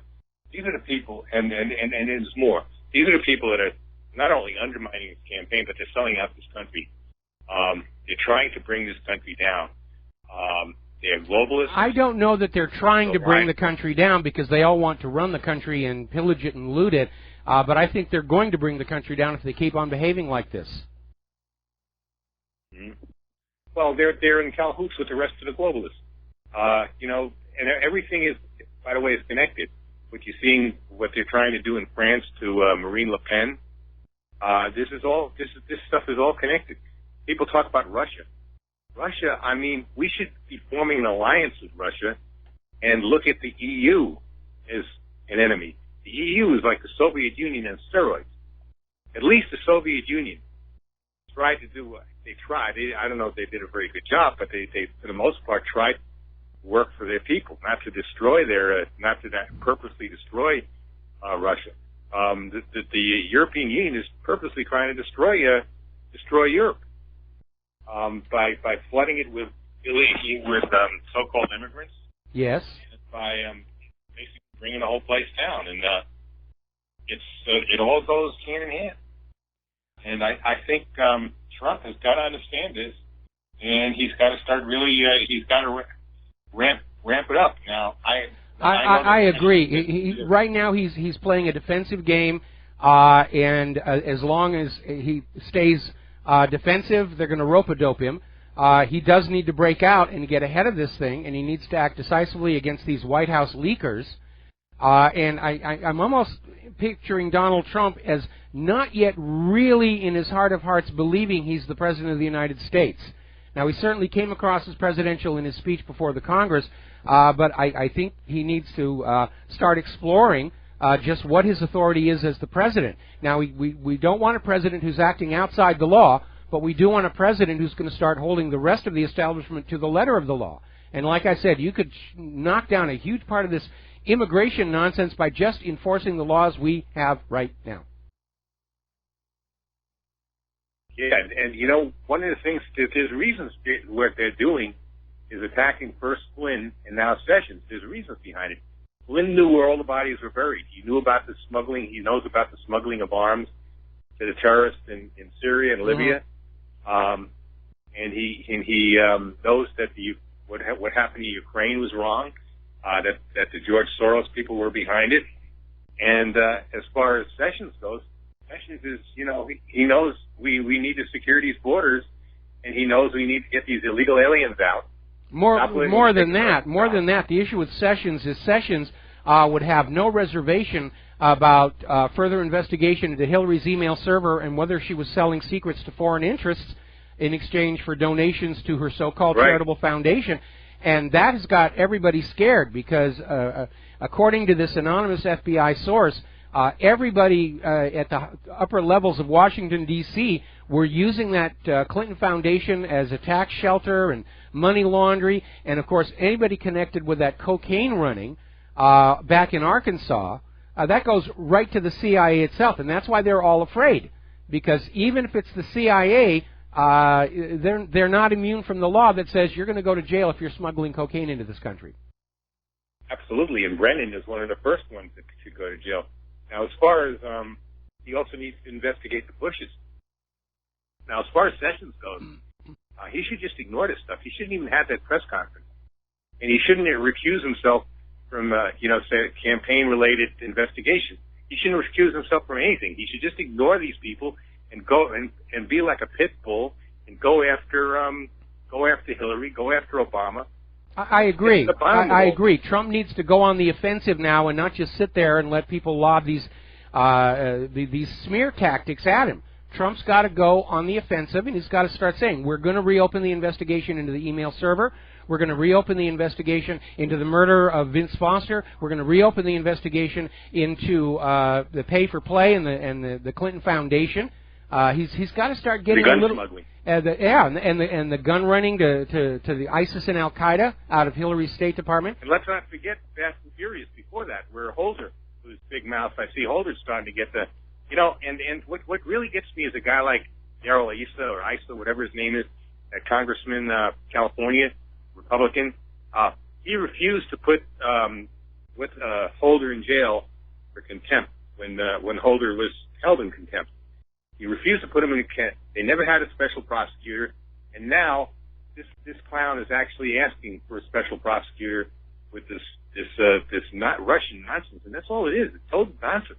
It is, but again, the double standards and hypocrisy are fully on display for the American people to see. And the polls are showing that the American people are just turned off by this. Certainly America's image around the world as some kind of a bastion of moral authority and human rights is being shoved into the Al-Qaeda. They're telegraphing, we're not the greatest nation on earth anymore. We haven't been for some time. We're operating like a third world banana plantation dictatorship. And like I said, I'm seeing so many parallels between the publicly perceivable behavior of our government right now at war with itself and what we were seeing in the Soviet Union just before it fell apart. And my gut is telling me that Donald Trump could very easily be the last president of the United States of America. That all of this infighting and factionalism is going to, in fact, bring the country down. And then we need to basically band together to take care of each other and set up a new government of our own choosing and not let the United Nations come on in and say, well, we're going to plunk these people over here and you will be happy. Because, no, we will not. Because at the end of the Soviet Union, what Gorbachev should have done at the time, taken the offensive, not allow them the hardliners to take him prisoner, which they did for a short time. He should have made a move on them and said, look, this is it. You guys have had your day. You're done. This is the new Soviet Union. We're now going to have more freedom. We're going to have we're going to have, we may have still socialism, but we're not going to have out and out complete state ownership of everything. And that's what he should have done. He probably could have saved this country at that time. Yeah, but those who were resistant to any kind of a change, those who were resistant to any kind of change to the status quo are what brought the Soviet Union down. And that's exactly what's going on here. We have an entrenched economic, political, media establishment that are resistant to any kind of change to the status quo, even though the status quo is simply not working any longer. They are going to destroy this country. And we know which way to point the finger. Anyway, listen, I need to let you go. I thank you very much for the phone call. We're going to let you go here. I need to do a shout-out to our on-air affiliates who are just now rejoining our network. And before we take any more phone calls, I do have a few more news stories I need to get through. When I saw this story appear yesterday, I thought it was somebody's idea of a joke, where Oprah Winfrey is considering a run for the White House in 2020. Because after all, if businessman Donald Trump could do it, then businesswoman Oprah Winfrey could do it. And I really did think it was a joke, but apparently it's real. And Matt Drudge is apparently out there saying, yeah, this is a good idea. It's going to be Trump versus Oprah in 2020. The Democrats have not learned anything from their mistakes this last year. A personality cell is not going to work. If the Democrats really want to have a chance to take the White House away from Donald Trump in 2020, they better start talking to Tulsi Gabbard. Because all Oprah is going to do is continue that same policy of pandering to the blacks and the minorities and the women and say, we're for you, that same politics of victimhood. And we're burned out on that nonsense. Now then. All right. Steve in Arizona, aloha. Welcome to the show. What's on your mind? Hi, Mike. President Trump was aboard the USS Gerald R. Ford today, and yes. he was, telling everybody, all the sailors, how great the ship was and all. Yet I remembered you criticizing that ship, its seaworthiness and all. And I was just wondering if you could go over that again. Well, the Gerald R. Ford was a very daring experiment in building a ship with multiple new technologies, and it's not going very well.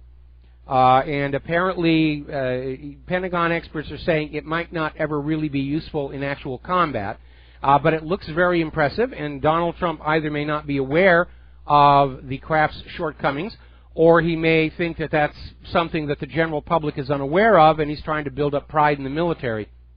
But the Gerald R. Ford is just the latest in a long line of hideous embarrassments with these advanced weapon systems. And it's not confined to the United States of America. Apparently the Eurofighter program is having serious problems, way more expensive than planned, and the aircraft is not performing. And again, the military-industrial complex, they're not really interested in cost-effective weapons. They're interested in money, power, and authority. And Eisenhower did warn us about that. But as far as the Gerald R. Ford is concerned, apparently the magnetic catapults, the electromagnetic catapults that got away from steam, those have a high failure rate. When they are working, that sudden pulse at the beginning, instead of a ramp up as a steam valve is open, has apparently been actually cracking the front landing gear of aircraft that are supposed to be able to survive being catapulted. There are problems with its radar system. It's like the F-35. It's just a huge, long list of problems. And I think in many ways, overall, our technology has become decadent. There's too much technology for the sake of technology, such as the Internet of Things, which is a ridiculous idea, especially when you look at what happened with that plush toy. And I think we need to rededicate ourselves to the idea that technology where it's needed is a good thing, but if it's not needed, let's keep things simple so that they're going to work. And again, I don't need a computer in my coffee maker because they only last about 6 months anyway. I'm using a French coffee press. I've had that for years now, no problems. Nothing to plug in, certainly no updates. Yes, that's what I'm worried about. The buildup that he talks about of the military. Why don't they just build these older styles? Well, they all want the latest whiz-bang, and that's where the money is coming from. But, again, I disagree with Donald Trump giving the Pentagon another $50 billion until he gets down on them for all the trillions of dollars of lost money and waste that's been going on. And I'm very alarmed at everybody talking about war with potentially Russia and China when our latest weapon systems have very high failure rates, and even not the latest ones. Remember during Desert Storm, we were being told that the Patriot missile system was intercepting 90% of its targets. Then it came on out later that actually it was only about 50%, and then it came on out later that actually it wasn't working all that well, but we'll do better the next time, we promise you. Just give us more money, we'll get the thing working. I mean, look at Israel's Iron Dome. they're having to shoot 10 interceptors for every one incoming threat to have any chance of doing anything. All right, listen, we're going to take a phone call from Glenn in Philadelphia. Then we're going to close the lines again because I got to get back to doing the news. Glenn, what is on your mind Hello, today? Mike. Hello, Hi. Mike. I called about discrimination, but actually, before I do, I wanted to harken back to one of your first hour callers with a suggested title for your autobiography. I think you could go with, instead of What Really Happened, you go with What the Hell Happened. Yeah, you know? that would be a better one. If you didn't want to do that, since you've been through so much, you might stick with something simple like My Struggle. I'd have to trim the mustache for that one. Okay, never mind. About discrimination, you know, the words are very. Our society is less and less literate all the time. The word discrimination, of course, isn't always negatively connoted. You see, like the discriminating buyer, the discriminating connoisseur, the discriminating foodie. You know, discrimination. Yeah, it was a positive thing. It meant you were a person of taste and perception. On my shortwave radio, I've got a discriminator. Right. We went around telling kids to make good choices. Well, that's what a discriminatory, someone with discrimination is. It's someone who makes good choices. Yes. So the issue would seem to be between justifiable discrimination and unjustifiable discrimination. So, and I think that's when somebody says that's discriminatory, it's like, yes, it is. We're making a conscious and deliberate choice not to bring murderers and rapists into and diseased people with leprosy and strange diseases into our country. That's the way immigration has always worked in this country up until this New World Order nonsense. All right, Glenn, thanks a lot for the phone call. We're going to let you go here, and we're going to close the phone lines again because I really do want to talk about some important issues before the end of today's show. Over in India, they are now boycotting Coca-Cola, and there may even be an outright ban of the company. India is now starting to show its muscle. They've kicked out Bill Gates and his foundation after the disaster with the oral polio vaccine, you know, where all these kids who got the polio vaccine came down with a mysterious polio-like paralysis illness, but trust us, it can't be polio. They had the vaccine. And so they got kicked out. And now, apparently, the Coca-Cola bottler in India has been discovered to have been draining the country's scarce water resources to make their product to the detriment of India's farmers. And so there's a general nationwide boycott against Coca-Cola because they need their water for their farms and for themselves to use. And we're seeing all over the world these giant corporations acting like the resources of the planet belong solely to them for their commercial advantage. We're seeing it in the United States where the CEO of Nestle literally said water is not a natural right for people. It should be commoditized to enrich a corporation someplace. Now, back during the Declaration of Independence, they discussed the inalienable rights of man as life, liberty, and the pursuit of happiness. They put pursuit of happiness in there because they needed to take out a right to property. But if you have an inalienable right to life, then with that comes an inalienable right to the necessities of life: food, air, water. Corporate greed is running rampant, and I'm glad to see the people in India pushing back. I really am. Now, as you know, there is a big fight going on between the Trump administration and Attorney General Sessions regarding marijuana decriminalization in various states. And Sessions is out there saying they want to shut down all recreational marijuana abuse. They're not going to touch the medical marijuana patients, but they're going to shut down the recreational use here. And over at Charles Hugh Smith Blogspot, he penned a letter. Dear President Trump, if you want to lower healthcare costs and stem the opiate death spiral, legalize marijuana. And they're making some very, very good point. But we know that the push against marijuana is coming from the alcohol lobby, the tobacco lobby, and Big Pharma, because Big Pharma is literally wanting to get Americans hooked on their legal opium products to make them dependent customers for life. That's actually come on out. In fact, apparently one pharmaceutical company actually got charged with conspiring with doctors to deliberately addict patients to their legal opium. All right, we're going to take a break for commercials. We'll be right back. Hello, hi, America. Welcome back to the show here. Now, we're talking about the big pharmaceutical corporations' desire that you be a constant, continuing customer of their product for the rest of your life. And this has led to the pharmaceutical corporations encouraging doctors to start prescribing opiates to their patients. Get them hooked. Get them dependent. And it has gotten to be so bad that prescription opioid deaths now surpass gun-related deaths. The big pharmaceutical corporations are killing more people than guns. But they're corporations. They're good. We never question anything a corporation does. Some kind of a heretic? What's wrong with you people? Now, not too long ago, we pointed out there had been a study done over at Yale that had confirmed once again that vaccines are causing ill effects on the neurological system. Guillain-Barré syndrome, autism, ADHD, and other issues.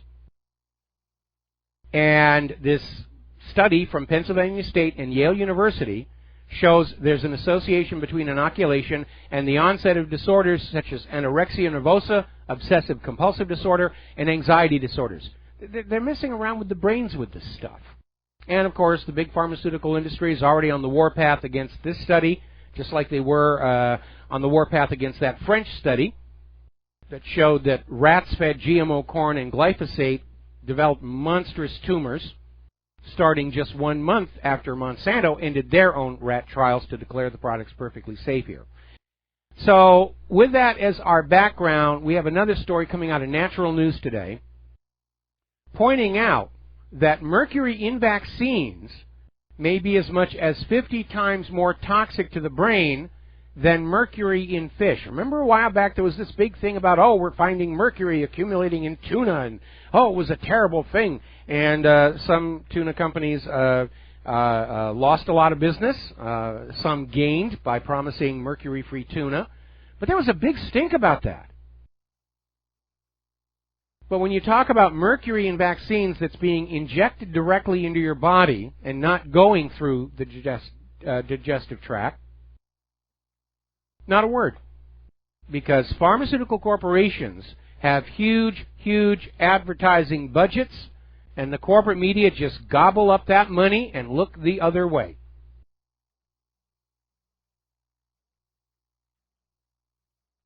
So, anyway, let's talk about computers. There's a lot going on out there. Yahoo has confirmed 32 million of their accounts have been hacked. And an investigation by the U.S. Securities and Exchange Commission has confirmed 32 million accounts were breached in a cookie forging attack dating back to 2015 and 2016. The CEO, to show his remorse, is foregoing his annual bonus by way of an apology. My question would be, again, where is the NSA in all of this? Aren't they supposedly being given all of this money and allowed to violate the Bill of Rights to protect our IT infrastructure from danger or threat? They don't seem to be doing a very good job. In fact, they don't seem to be doing the job at all. They may, in fact, be part of the problem. Kaspersky has identified a hacker collective called the Equation Group as being part of the NSA.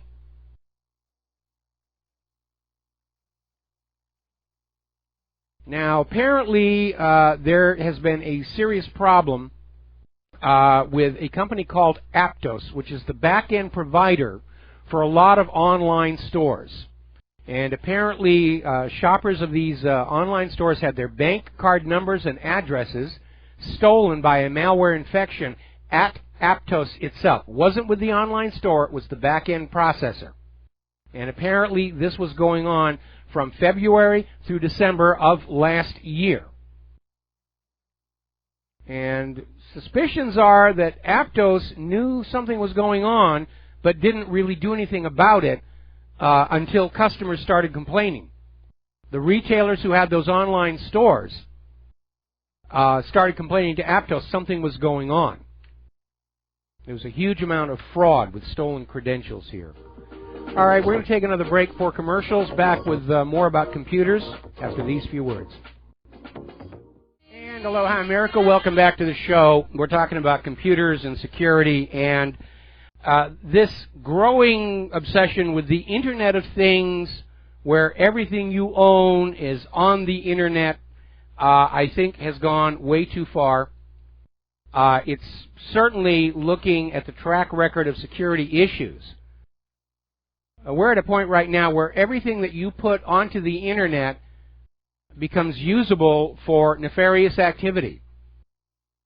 And we are finding that the little processors that are inside these Internet of Things products are being used to create botnets for DOS attacks, can be used as gateways into your home LAN and your computer. The security is a joke here. And illustrating that is a story that we got out of the Register in Great Britain, where Internet of Things devices from a Chinese vendor were found to contain a hidden back door, and the vendor is refusing to fix it. We like our back door.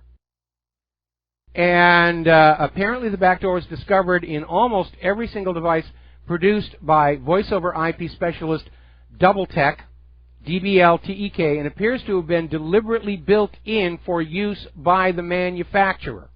This is coming from security firm TrustWave. The firm says it followed a responsible disclosure process, but claims the vendor only responded with modifications that leave the back door still open. TrustWave says the vendor then cut off all contact with them, and TrustWave has since been able to write exploits that open both the new and old back doors. And that is another major area that people are not paying attention to. That companies that are manufacturing things like routers or Internet of Things devices are themselves installing back doors and malware. We know that all of the computers and routers, laptops and everything sold in the United States are backdoored by the NSA. And it still hasn't stopped them, still hasn't allowed them to catch the cyber criminals. Like I said, maybe they are the cyber criminals. Days like this, I dust off my VIC-20. Go back to sending email on that thing. But everything that's connected to the Internet is a point of vulnerability. And let's be honest, ordinary consumers do not have the time or the technical savvy to be checking out the security on all of them. So unplug. Unplug from the Internet of Things. People had a real wake-up call with that Internet-connected teddy bear that was recording the children and the parents. And the manufacturer had their servers hacked into so that people could listen to these recordings that are uploaded over the Internet for language translation, voice command. And it turned out the individual teddy bears themselves could be hacked into very easily with any device with a Bluetooth on it. Open up the web page that's inside the toy's software and look at the recordings. And that includes people with ill intent toward the little children who are playing with this thing. I'm sorry, I can't imagine a reason why a child would need a talking teddy bear anyway. Isn't that what parents are for? Apparently over at GoDaddy, they're having an issue with their internal DNS. They're not saying exactly what happened, but apparently a lot of GoDaddy customers who are using GoDaddy's own DNS are literally cut off from the net right now. And all we're hearing is that everybody's calling up, they're trying to figure out how to get this thing running again. Now, if you have a website at GoDaddy and you have the DNS somewhere else, like DirectNick, you're okay. And I know because some years ago I developed a website on GoDaddy for the Japanese Sword Society of Oahu. And I registered the DNS with DirectNick, and it's still visible. But websites on GoDaddy using GoDaddy's own DNS, they've been having problems with. Now, as you know, the war on the truth has spread to war on comments on the corporate media's websites. A lot of corporate media websites are simply shutting off comments for controversial stories. Research has shown that the comments actually influence the readers a lot more than the content of the article. And it's getting very, very expensive to have a legion of online shills going from article to article to post supportive, pro-agenda comments, only to get lots of ridicule and abuse hurled at them for being obvious shills. So now Google has built an artificial intelligence which will be used to censor the web. And the corporate media is celebrating. We don't have to worry about people getting onto our chat boards and saying you're inaccurate with your story. We can just make it go away at the push of a button. As it turns out, it has a flaw. And apparently people have already discovered that simply misspelling or adding bogus punctuation to words that might be considered toxic language fool the system, such as spelling idiot as I-D-I-I-O-T or S-T space U-P-I-D. Every time they impose another system of control, people figure out ways to get around it. Germany is now pushing for password-free Wi-Fi for everybody, and what they're doing is they've launched a campaign to share for Germans to leave their Wi-Fi connections open so that Germany can finally catch up to other countries in the area of universal digitalization. Now, in the early days of Wi-Fi, that would have been a security disaster. But thankfully, most modern home routers actually have two Wi-Fi systems. There's the main system that connects to your internal local area network, and then there's a second guest network that only links to the outside internet. And that guest network is safe to leave open. And Germany needs to make sure that that distinction is clear to the people, or they're going to have German citizens opening up their security on their Wi-Fi and then find their home computers broken into and critical information being stolen. Now, another story coming on out from Investment Watch blog is pointing out how the NSA has been caught collaborating with the CIA and FBI to intercept shipping deliveries for laptops and PCs purchased online in order to install spy malware and bugs before they reach the new owners. So if you're ordering a computer online and you have a reason to be concerned about privacy, maybe reformatting that disk and installing Linux might not be a bad idea. Now, in my case, for computers that are sent to me or ordered online and then sent to me, those are only allowed to access the guest Wi-Fi here, just in case.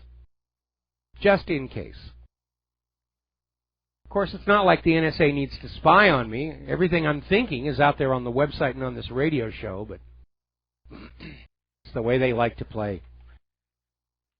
Now, more and more we are seeing rather strict regulations and laws regarding the use of telephones while driving. Here in the United States of America, it's being used to push people to buy hands-free headsets, which are a nice thing to have, but it's another example of something that people are being ordered to buy in order to drive their cars, and they might otherwise not bother with. Here in Hawaii, if you are seen using your smartphone while you're at the wheel, it's a $300 fine. And there was a big stink a while ago because there was a gridlock incident down in Waikiki, which unfortunately, sadly, does happen on a regular basis. And so everybody was sitting in the cars. The cars were motionless. They were not moving, so the drivers got out their smartphones. And the HPD just started walking down the line of cars, writing out these $300 each tickets. And they handed out about $30,000 in fines for drivers using their phones in a car that was not moving at all. Big stink in the court system over that one. Over in Great Britain, new drivers who are caught using a phone while at the wheel could lose their license to drive.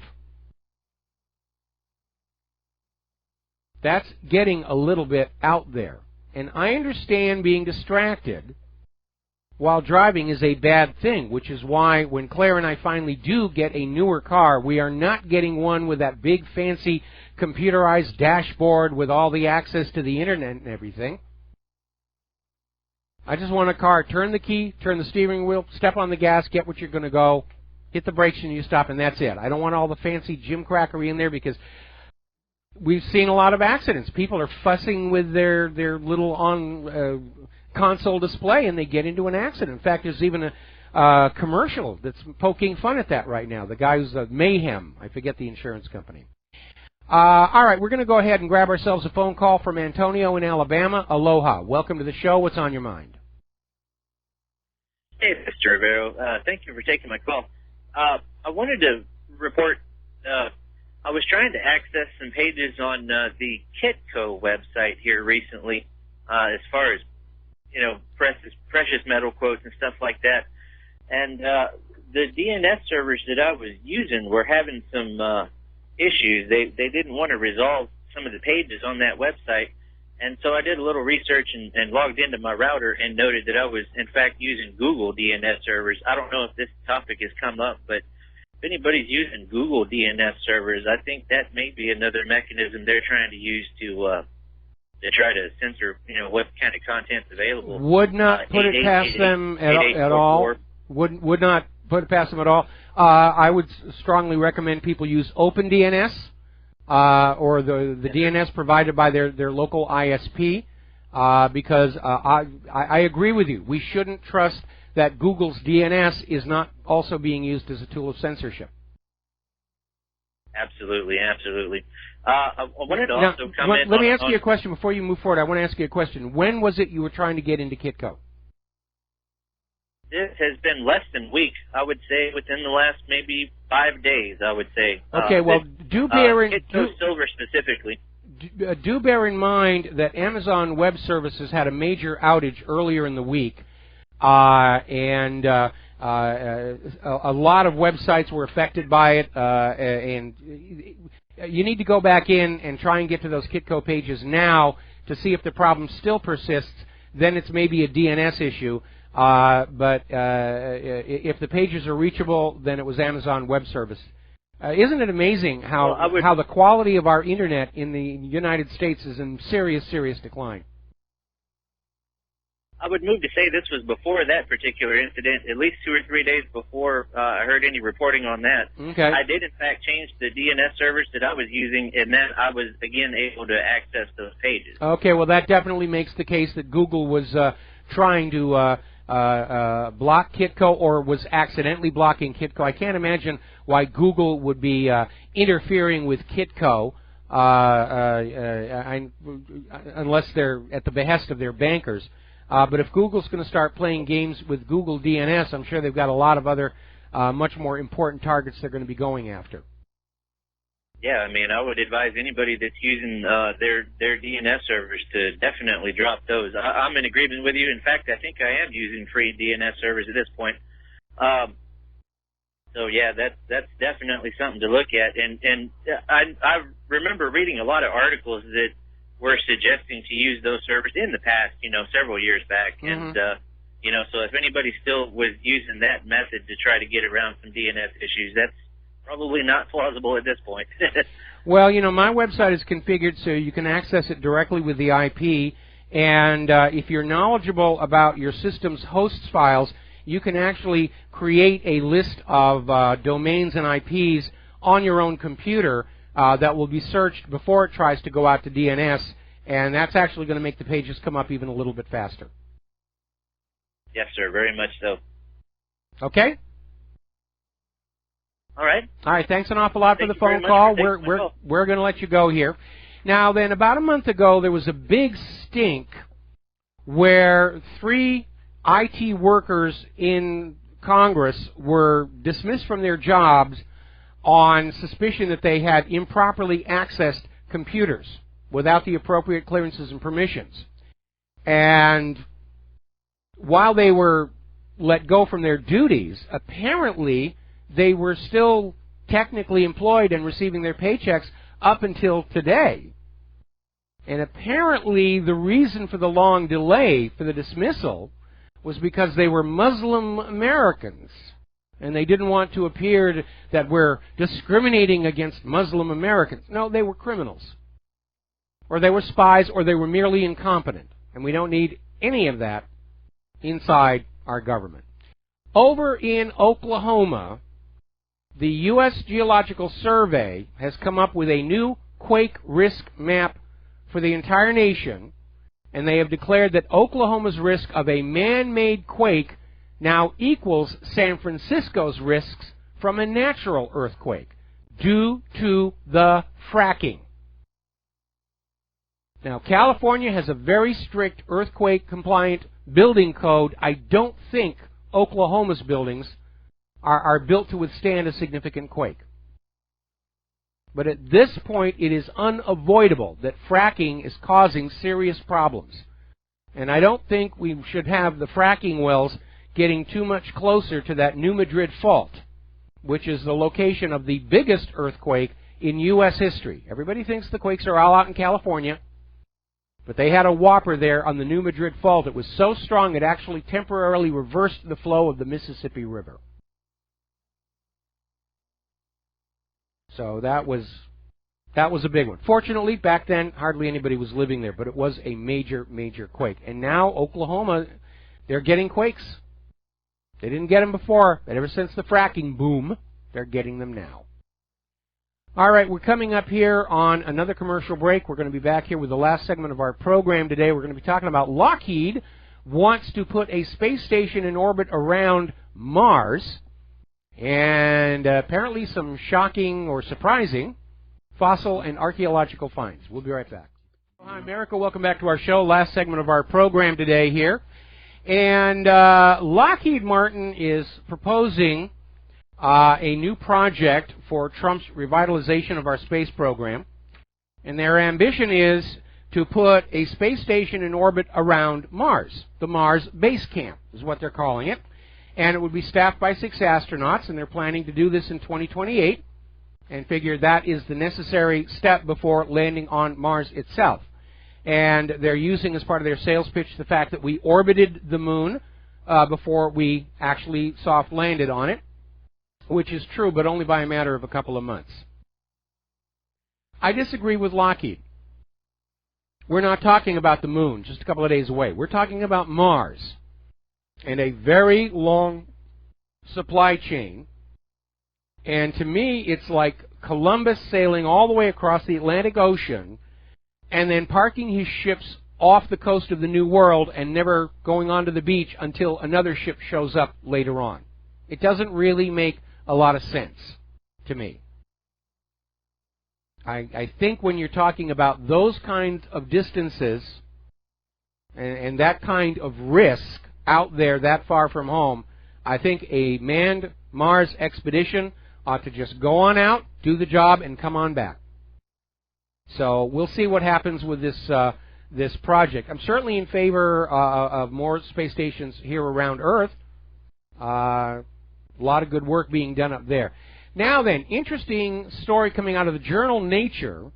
Scientists up in Canada have found these fossils, microfossils, that are dated to 3.77 billion years old, pushing back the horizon of life closer to the creation of Earth itself. And it may seem that the reality is, as soon as a planet forms, the chemistry starts ticking around looking for that organizing principle of replication. Because all life begins with a single self-replicating molecule. A molecule that acts as a catalyst for raw materials around it to make copies of itself. That is the origin of life. Now then, over in Iraq, a lot of people have been very, very upset that ISIS caused quite a bit of damage to a shrine in Iraq.